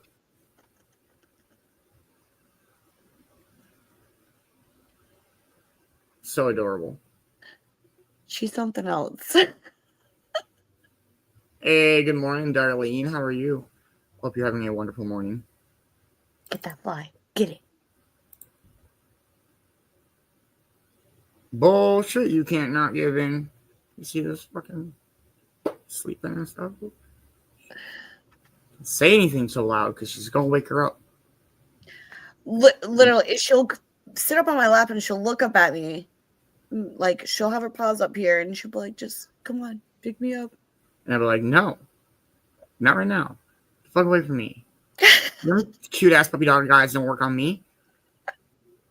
You little asshole, don't try that. That's not fair. You can't pull that card. She always smiles, so I'm like, fuck. Don't do that shit. Don't smile. Stop. I get it. Stop being so fucking cute. It's not fair. I know. All right, let's watch a Bruce Sue and laugh a little bit this morning. That's a Let's good one. go. Let's fucking go. I don't know. I'm sure we've seen this one. We've seen all of them, so whatever. But they're all still funny. I'll watch them all again. I don't give a fuck. Sorry. Right? I don't know. I don't know why I keep saying that, but for real, like that's my quote today. I don't know. Here we go. I don't know. Right, reoccurring nightmares. Everybody's had them at some point in their life, right? I mean, we've all had those dreams where you're falling off a cliff, or all your teeth are falling out, or Dog the Bounty Hunter's repossessing your car. We've all had them nightmares, right? Well, today I'd like to go over my top 3 reoccurring nightmares that apparently my stupid brain just can't get enough of. Number 3. All right, now this first reoccurring nightmare I used to have all the time back when I worked at a shitty car dealership. And in this dream, I would be standing in the service aisle, right beside the tires, and I would do nothing for hours and hours on end. That was it. That was the entire dream. Now you might be sitting there like, well, how's that a fucking nightmare? What's so scary about that? Well, the scary part actually happened when I woke up, because that's when I realized that I had to go to work and stand in the service aisle by the fucking tires and do absolutely nothing for hours and hours on end. Because that was the majority of my goddamn job. Now, if you don't think that's a nightmare, well, you obviously have never worked a dead-end job before in your life. I basically worked 2 shifts back-to-back, one in dreamland and one in fucking reality land. And I only got paid for one. What a crock of shit. I mean, I'll take the fucking Dog the Bounty Hunter nightmare over that shit any day of the week. All right, double shift, monotonous hell fucking nightmare. Check. On to the next one. Number 2. Now, as I've mentioned in my Dumb Dreams cartoon that I made like 4,000 years ago, when I was a kid, I used to have a reoccurring nightmare that Harry and Marv from the movie Home Alone would break into my house and I'd have to fucking huck paint cans down my stairs to defend myself. And for a while, that was the only reoccurring nightmare that I had as a kid. Well, all of that changed one day when I went to the Blockbuster Video and I rented a little video game called Resident Evil 2 for the Sony PlayStation. Now, if you've never played Resident Evil 2, it's a game about zombies, and it's terrifying as hell. Well, imagine my naive 8-year-old ass playing this game for the first time, all by myself, late at night. You remember that fucking opening cutscene? Look at this shit. Look at these graphics back in 1998. I thought these were real fucking people on the screen. That shit was terrifying as hell. Well, after playing roughly 45 seconds of this game and dying in the street, didn't even make it to fucking Kendo's gun shop, I promptly turned the PlayStation off, and I was A-okay with never playing that frightening ass shit ever again. Well, naturally, it didn't take long for my stupid-ass brain to internalize that shit, and next thing you know, I'm having zombie nightmares left and right. Now, these dreams always started off pretty much the same. I'd be sitting on the couch, minding my own business, when suddenly somebody starts pounding on my front door. So I'd go to answer it, and it'd always be somebody random as hell. It'd be like my fucking dad's friend Carl, and he'd be like, hey, fucking guess what? Fucking zombies out in the street, all willy-nilly. Come on, we gotta get the hell out of here. And then we'd run out in the streets, and we'd have nothing to defend ourselves but like a fucking broken Nerf gun and a goddamn wiffle ball bat. Now, it's important to note that in these nightmares, I can never run at full speed. For whatever reason, it always feels like I'm waist deep in like chocolate pudding or some shit. I can only move in slow motion. Meanwhile, the zombies are on fucking roller skates, flying at us at full speed and shit. Now, somehow they would never catch up to my ass, but almost every single time, my dad's friend Carl would end up getting bitten by a zombie. But I'd never know it because that piece of shit would always try to hide it from me in these fucking dreams. I'd look over and his ass would suddenly be wearing like a long sleeve turtleneck or some shit. What are you looking at? It's chilly outside, all right? What's the big deal? 10 minutes later, that shit would come back to bite me in the ass, literally. Ah, shit, I'm out of ammo. Carl, I need another bandolier. Carl? Guess what? Fucking, I'm a zombie now. Blah. Oh, piss. And then I'd wake up right around that point in the middle of the night, and I'd have so much goddamn resentment for my dad's friend Carl. He'd like come over to our house the next day and be like, hey, it's me, Carl. Where's your dad at? And I'd be like, fuck off, Carl, you turtleneck wearing piece of shit. But hey, that's the way it goes. What can I say? All right, zombie apocalypse with my dad's friend nightmare. Check. What's next? Number 1. All right, now this last nightmare always takes place at Cedar Point. And if you've never been to Cedar Point before, well, it's a theme park in Ohio that has some of the biggest, most butthole-clenching roller coasters on the planet. And one of those roller coasters is the Millennium Force. Now, the first time I saw the Millennium Force as a kid, I thought it was the tallest goddamn thing in the entire world. And my little ass was not the biggest fan of heights back then, let me tell you. So needless to say, the first time I rode the Millennium Force, it traumatized my ass quite a bit. Well, you can bet your ass it didn't take long for my stupid brain to be like, hey, I wrote a script for this new dream. It's called Get Stuck on Top of the Millennium Force Dream. Does that sound like fun? Yeah, that's right. In this reoccurring nightmare, I get stuck at the very tippity top of the Millennium Force. Now, I've had this dream hundreds of times, to say the least. And sure, it's not always exactly the same. Sometimes the Millennium Force will be made out of popsicle sticks, and it's flimsy as hell. Sometimes the Millennium Force is so high up, it's basically in the fucking stratosphere. Hell, sometimes it's not even the Millennium Force at all. Instead, it'll be some, like, new bullshit ride that my stupid-ass brain came up with. Hey, you guys want to ride the Holy High Five?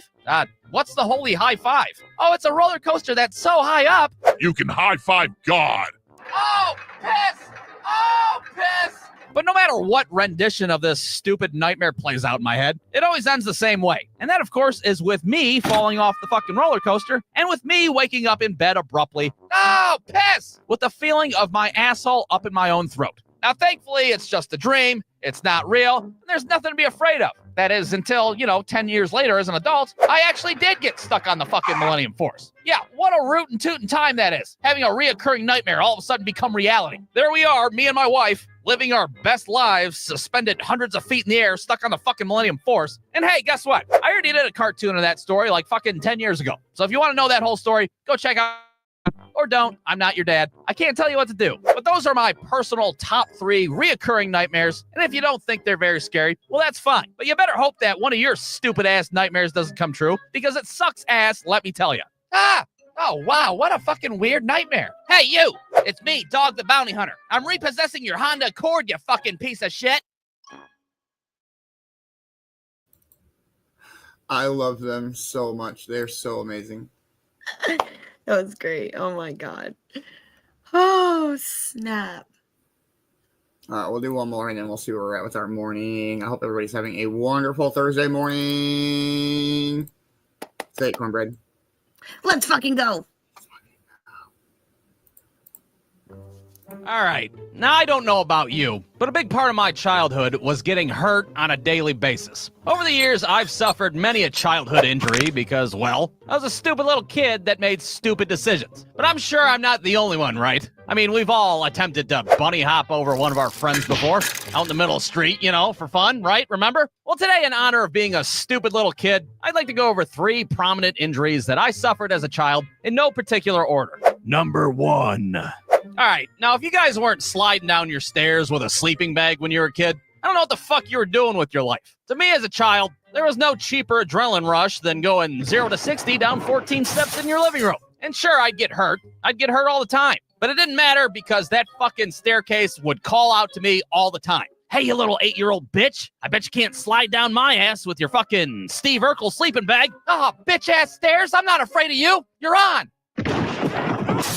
Ah, my pelvis. Now, Now, sliding down the stairs with a sleeping bag is all well and fine, but if you were a real motherfucker, you went down the stairs in a laundry basket like a fucking professional. Now, I've only attempted this feat one time in my childhood, and that was with my dumbass friend Michael at his house. And keep in mind, we did this shit for fun. We did not do this on a dare. There was no money involved. There was no fucking camera crew there recording us. Hi, I'm Tyler from Bruce Stu Films. Welcome to Jackass. Nope, just 2 kids, a laundry basket, and a dream. That's all we needed. I mean, we did have adult supervision, all right? We weren't complete maniacs. We had fucking Michael's drunk-ass stepdad passed out in the living room. It'll be fine. And in our heads, this little stunt was gonna work flawlessly. We were gonna maneuver this Kmart laundry basket down a flight of steps, maybe do a fucking victory wheelie on the bottom landing, then probably pop champagne bottles in the winner's circle of the goddamn laundry basket classic. But instead of that happening, well, something like this happened instead. We crash onto the landing like we're on the ass end of a Home Alone booby trap. The laundry basket explodes on impact. Michael's stepdad wakes up and he's like, "Oh shit, are you boys all right? Somebody call 911. Nah, just kidding. That didn't happen. His ass was so drunk he didn't even fucking wake up when we fell down the stairs. Piss off, officer. I'm fine. I only had 2 beers. But if he had woken up, he would have woken up to the scene of 2 broken children at the bottom of a staircase. Not only did I bite the shit out of my tongue on the way down, but I fucked my right shoulder up 6 different ways to Sunday. Now, did I dislocate my shoulder? Did I possibly break my clavicle in half? I have no idea, because I didn't tell anybody about it afterwards. All I know is that my shoulder fucking hurt for multiple months afterwards, and I lost a good 12 miles an hour off my Little League fastball. Hell, even today as an adult, if I wipe my ass too quickly on the toilet, I get a sharp pain in between my fucking shoulder blades. Goddamn laundry basket bullshit! But hey, whatever. No severe damage done, I guess. Kids will be kids, right? Kids will be kids. Number 2.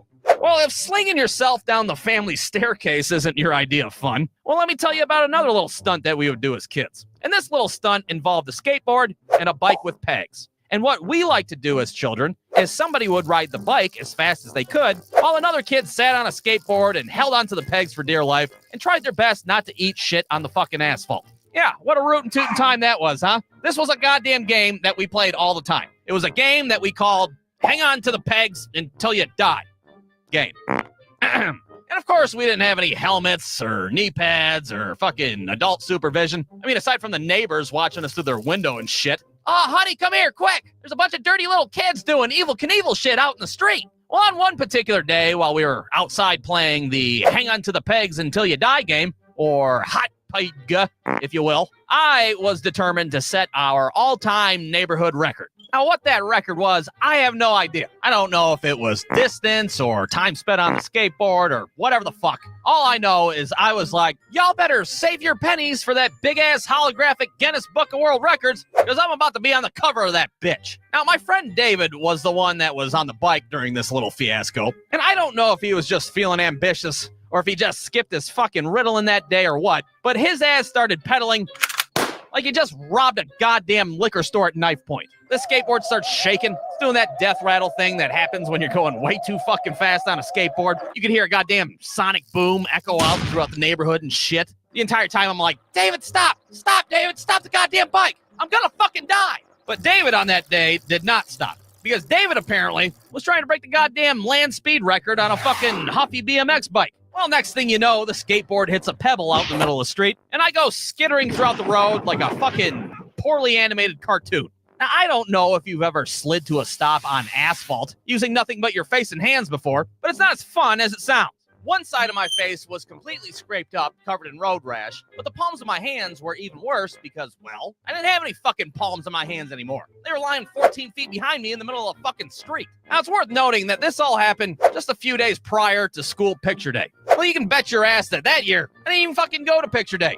The hell with that, what's the point? I'm gonna have my picture taken when I look like the fucking district attorney of Gotham City, for fuck's sake? No, thank you. But hey, whatever. No severe damage done. Kids will be kids and all that shit, right? Number 3.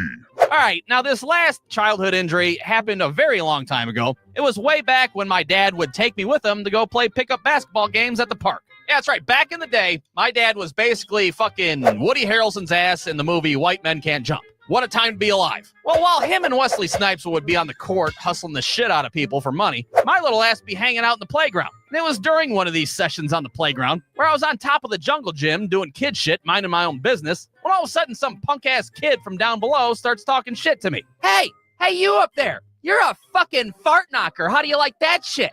Now, at first, I was just confused because I had no idea who this kid was or why he was throwing out unsolicited fart knocker insults all willy-nilly. But this little freckled fuck just kept going on and on and on. Yeah, I'm talking to you, you dick toucher. You like to touch all the gross dicks, don't you? So I lean over the railing and look down, and I'm like, hey, motherfucker, the only dick I touch is my own, you piece of shit. Or whatever the hell I said. Look, I don't have the exact transcript of this conversation, all right? It doesn't matter what was said. What matters is 5 seconds later, I lean a little too far forward, and I accidentally fling myself over the railing. So I plummet 15 feet to the ground, and I crack the back of my head so hard that I swear I forgot what the fuck my middle name was. Well, that little freckled piece of shit thinks I just died on impact, so he's like, sorry I said all those things about you touching dick.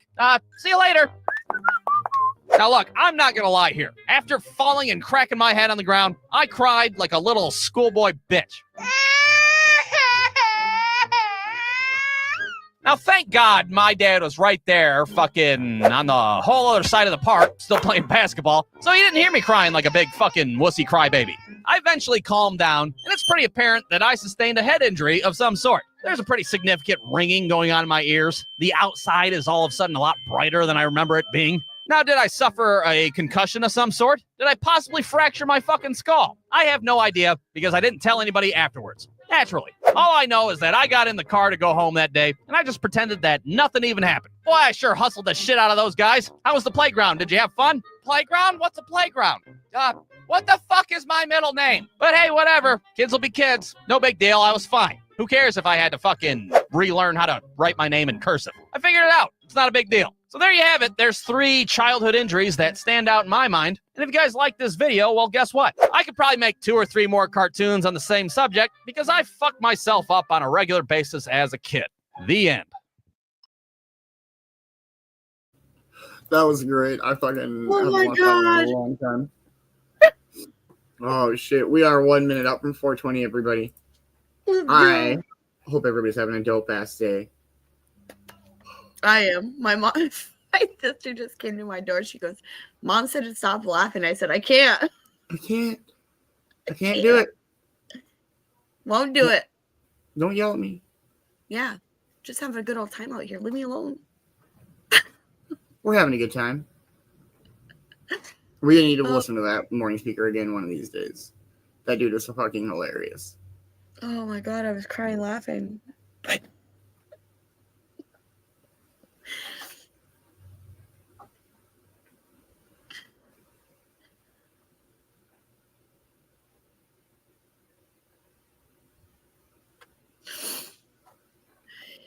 Yes, Ma. So true. Oh shit. Or my kids got their own hair. All right, happy 420, everybody. Cheers, cheers. Let's go with this one.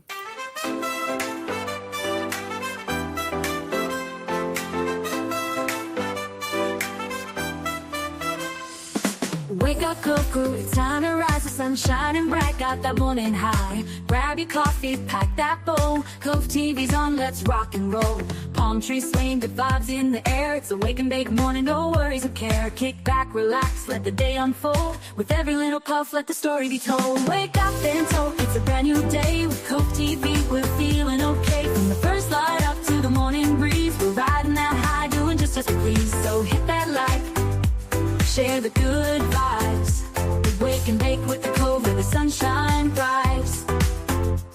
From the Cove-TV couch, let's start it right. Cannabis clouds in the morning light. Smooth tunes playing, got the rhythm tight. With Cove-TV, it's a morning delight. The ocean's calling, the breeze feels sweet. Cannabis dreams make the morning complete. So grab your lighter, spark it up, take a hit. With Cove-TV on, we're all feeling lit. Wake up and talk, it's a brand new day. With Cove-TV, we're feeling okay. From the first light up to the morning breeze, we're riding that high, doing just as we please. So hit that like, share the good vibes.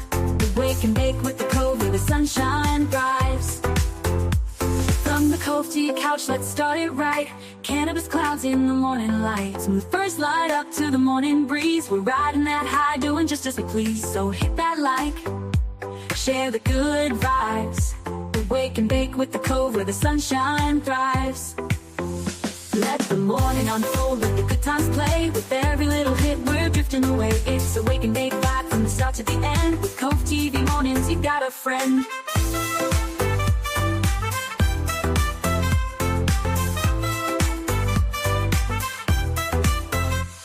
Wake up and talk, it's a brand new day. With Cove-TV, we're feeling okay. From the first light up to the morning breeze, we're riding that high, doing just as we please. So hit that like, share the good vibes. We wake and bake with the Cove where the sunshine thrives. So wake up, Cove Crew, let's start it right. Cannabis mornings and a tropical light. Cove-TV's here, so let's all connect. Wake up and talk, it's what we expect.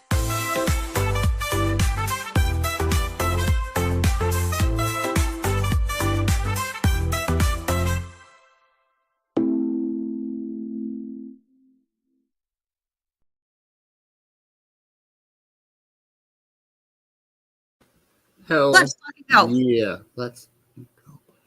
All right, we'll watch one more and then we'll see where we are at with our morning. Morning. There's a G on the end of morning. It's morning. I know. It's morning. You know. There's just an A at the end of it also. All right, here we go. All right. You ever think back to when you were a kid about some of the screwed up or embarrassing things that you took part in? You know what I'm talking about. Maybe you were the kid that peed your pants in the 2nd grade during a spelling test. Or maybe you drop-kicked your best friend off a trampoline and broke his pelvis. Whatever it is, I think it's safe to say that we all have some deep-seated childhood regrets that we all carry around with us. Like, for example, one time when I was a kid, me and my sister decided to order a pizza. And the only problem with that was, it was the middle of winter, and it was like a goddamn stage 3 blizzard outside. Now, what kind of asshole makes somebody deliver a pizza in this hellish nightmare? There's fucking wampas outside and shit. Who does such a thing? Well, 9-year-old me and my older sister, that's who. So after like 2 hours of us ordering the pizza, our doorbell goes off, and like a piece of shit, my sister sends me out to face the poor bastard to get our pizza. So I open the door, and of course, the delivery guy's this old dude all hunched over, freezing his ass off. Oh, hi there, Sonny. Sorry I took so long. I almost slid into oncoming traffic getting here, and I have arthritis in both of my cankles, so I can't move so fast. Holy hell, what a complete perfect asshole I felt like taking this guy's pizza. And to make matters worse, all my sister gave me to tip this guy was some crumpled up, crusty ass dollar bill that looked like somebody blew their nose into it. So I handed it over to the guy when all of a sudden, a fucking gust of wind rips it right out of my hand, and the thing goes tumbling off into the abyss, never to be seen again. So now this feeble old man's just staring at me, arthritic cankles and all. What the hell am I supposed to do in this situation? Well, what I should have done was got old man River out of the elements there, served him some hot cocoa, and made him my honorary grandpa. But instead, I just fucking shut the door in his face. I was like 8 years old, all right? I didn't know what the hell to do in a situation like that. Oh, okay, have a good day then. I guess I'll die now. And that was it. I sat down and ate some pizza, and I never told anybody about that experience ever in my life. So now as a grown-ass man, 20 years later, I'll be laying in bed at night, and I'll just randomly start thinking of that old guy freezing his ass off. Yeah, that's gonna be a fun one to explain when I'm standing outside the pearly gates and shit. It says here that when you were 9, you attempted to murder an old man for a Little Caesars one-topping. Do you have anything to say for yourself? Yeah, I'm gonna have to plead the fifth on that one, Pete. You see, that's the kind of shit that I'm talking about. Childhood regrets that you'll never live down. Now, another childhood regret of mine was when I was over at my friend Zachary's house that lived across the street. And Zachary was a weird-ass kid, but we'd always put up with him because he always had the coolest toys growing up. I mean, he had the talk boy from Home Alone, he had Furbies coming out the ass, he had the fucking robot from Rocky IV. The kid had it all, what can I say? But the thing that we were most envious of was his gigantic Pokemon card collection. And this was back in the 90s, when kids valued Pokemon cards more than life itself. Michael, if you ever touch my holographic Charizard, I'll find and murder your entire bloodline. Do you understand me? But Zachary didn't care about his Pokemon cards at all. They're all spread out in his room, all willy-nilly. They're all ripped and bent up and shit. His ass would practically tap dance all over them. He had so many of them, he didn't care. And that shit made us sick to our stomachs. I mean, it would be one thing if these were just energy and trainer cards we're talking about, but the kid had a holographic Zapdos on the middle of his floor, for Christ's sake. To us, it was like fucking animal abuse for fake animals. Somebody should have called the Fake Humane Society on his ass. So after seeing Zachary's blatant disrespect towards his holographic Zapdos, what the hell did I decide to do? Well, what I should have done was take Zachary aside and be like, dude, I've seen a kid beat another kid over the head with a pogo stick for a fucking holographic Zapdos. Get your shit together and take care of your Pokemon cards. But instead, I fucking pocketed that holographic Zapdos. Yeah, that's right, I stole it. I'm not proud of it, but with my broken 9-year-old logic, I wasn't stealing it so much as I was rescuing it from a life of cruelty. So now after all these years later, I'm still filled with regret because I stole this kid's shiny fucking piece of cardboard. But what the hell am I supposed to do? Track down Zachary's goofy ass and be like, hey, I know we're both grown-ass men now, but that's a Pokemon card that I stole from you back when Bill Clinton was in office. All right then, see you later. Oh, and by the way, you're a cartoon on the internet, and I didn't bother to change your real name. Sorry about that.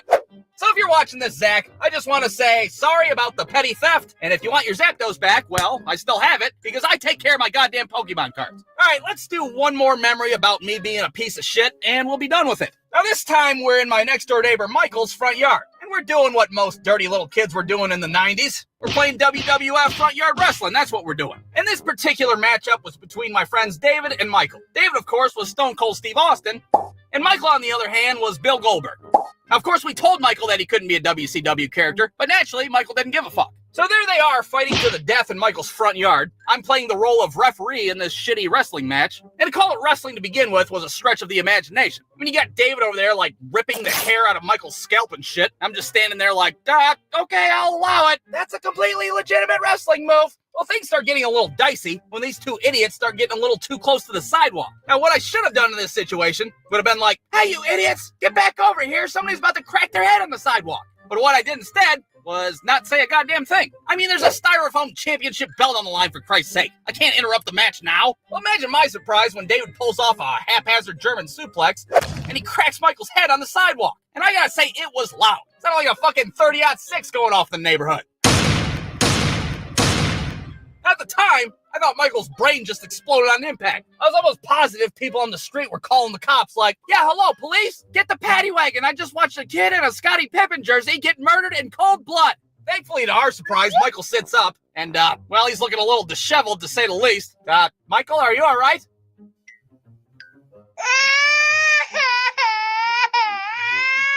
So now, what did me and David decide to do? Well, what we should have done was run inside and get Michael's drunk-ass stepdad and be like, hey, Mr. Michael's stepdad, we were being deeply irresponsible, and I think we might have just scrambled Michael's brains into oblivion. But instead of doing that, we just took off running down the road and left Michael to die by the street. I know, it was a shitty thing to do, but again, we were like 9 years old, and we didn't want to get in trouble. Hell, we even went back and grabbed the styrofoam belt before Michael's stepdad came outside flipping out.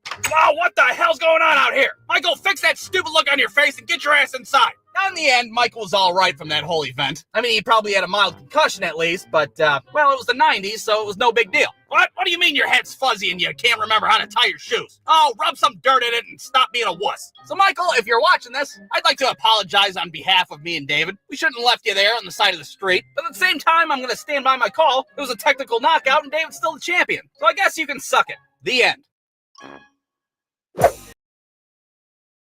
Yes, that is fucking awesome. That was great.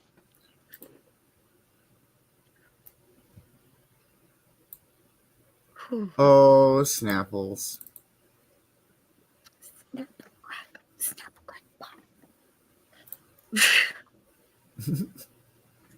I don't know. It's okay. I don't either. There's a bunch of not knowing motherfuckers this morning. It's okay. Yep. All right, it is about that time now. Go ahead and smoke one more and call it a morning show. Yep. All right. Much love to all you amazing people that have tuned in. Make sure you follow everybody in the co-production. Thank you so much, Beans, for having me up here in the morning show. It's an amazing way to start your morning. Man-Bear, always great to see your face. Love ya. Hope you have a great day at work. Make sure you're following everybody you're interacting with, and stay lifted, stay positive, and much love until we see each other again. Much love, everybody. Thank you guys so much for hanging out this morning. It's been a dope-ass morning. Much love, Vicki Bowers. Thank you for This Day in History. Michael Irvin, great morning speaker. Hell yeah. Great Bruce Stews. I always enjoy laughing my ass off. They're so funny. I've seen all of them, and I'll watch them all again over and over and over. It's amazing. Please make sure that you are following everybody on the Cove-TV production team. I could not do this without the help of the one and only Sir Cost-A-Lot. Make sure that you are tuning in for Turf Wars tonight. He is the co-creator of Turf Wars. He helped come up with everything with that game. I couldn't do this without the help of the one and only Europe Entertainment. If you need glass, definitely check out those Rig 3 mystery boxes, and don't miss the Europe Away, 9:13 p.m. Mountain Standard Time every Sunday. Get your entry in. Don't become a womp. I definitely couldn't do this without the one and only Man-Bear. Much love, Man-Bear. I hope you have a wonderful day at work, brother. Couldn't do this without the one and only Kelsey Dabbs. If you missed the Dabber Chick show, definitely go back and rewatch it. It was an amazing show. Her and Europe are so educated. Like, it's just so, they're so smart when it comes to that shit. And the way they present it, it's so amazing. And make sure that you are following the one and only Mad Productions. I definitely couldn't do this without him. Much love, Magic. I hope you have a wonderful day at work. Don't miss out on any of the stuff that he's got going on. And I definitely couldn't do this without each and every one of you. Cove-TV is literally brought to you by viewers like yourself. Much love to everybody, all of the subscribers, everybody that helps out with Cove. I wouldn't be able to put the time and the effort into this segments that I do every day without the help of everybody. And if you would be interested in being a Cove-TV subscriber, please reach out. It is $10 a month. And holy shit, it helps out very, very much so. It makes all of this happen. And yeah, absolutely. Hope to see everybody this afternoon. Chilling in the Cove, 4 p.m. Eastern Time. We got Dodgeball, Turf Wars tonight, 9 p.m. Eastern Time, where you will see the Red Cobras hopefully continue to kick ass. Let's go. Kingsport Terrace is ours. Red Cobra domination. Super first placers in this bitch. Much love, everybody. Have a wonderful, wonderful day. And this is the new Dabber Chick song. I already played it, but I'm playing it again. Much love, everybody.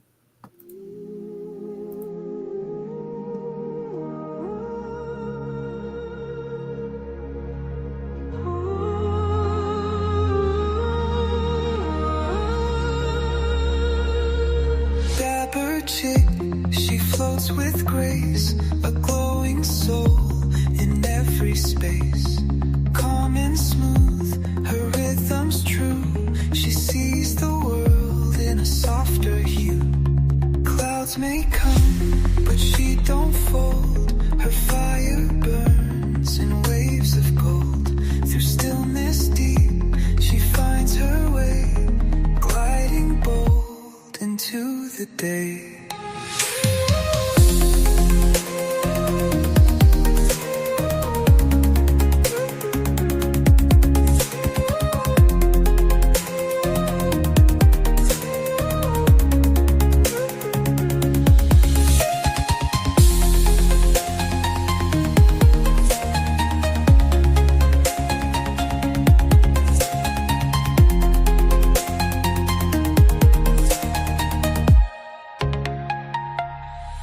Dabber chick, she floats with grace, a glowing soul in every space.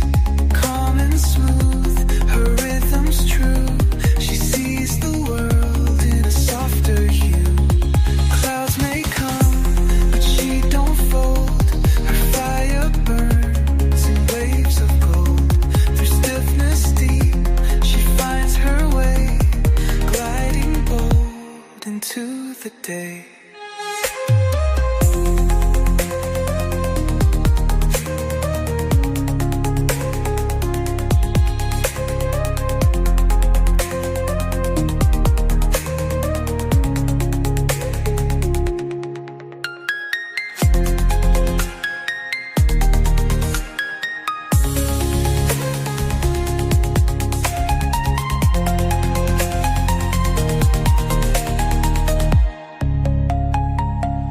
She rides the bass and owns the flame. Dabber chick, don't play no game. Glowing up while others freeze. Ripping clouds with effortless ease. Louder now, her name's the spark. Turning hairs from light to dark. Don't mistake her mellow tone. She'll blaze it high and hold her throne.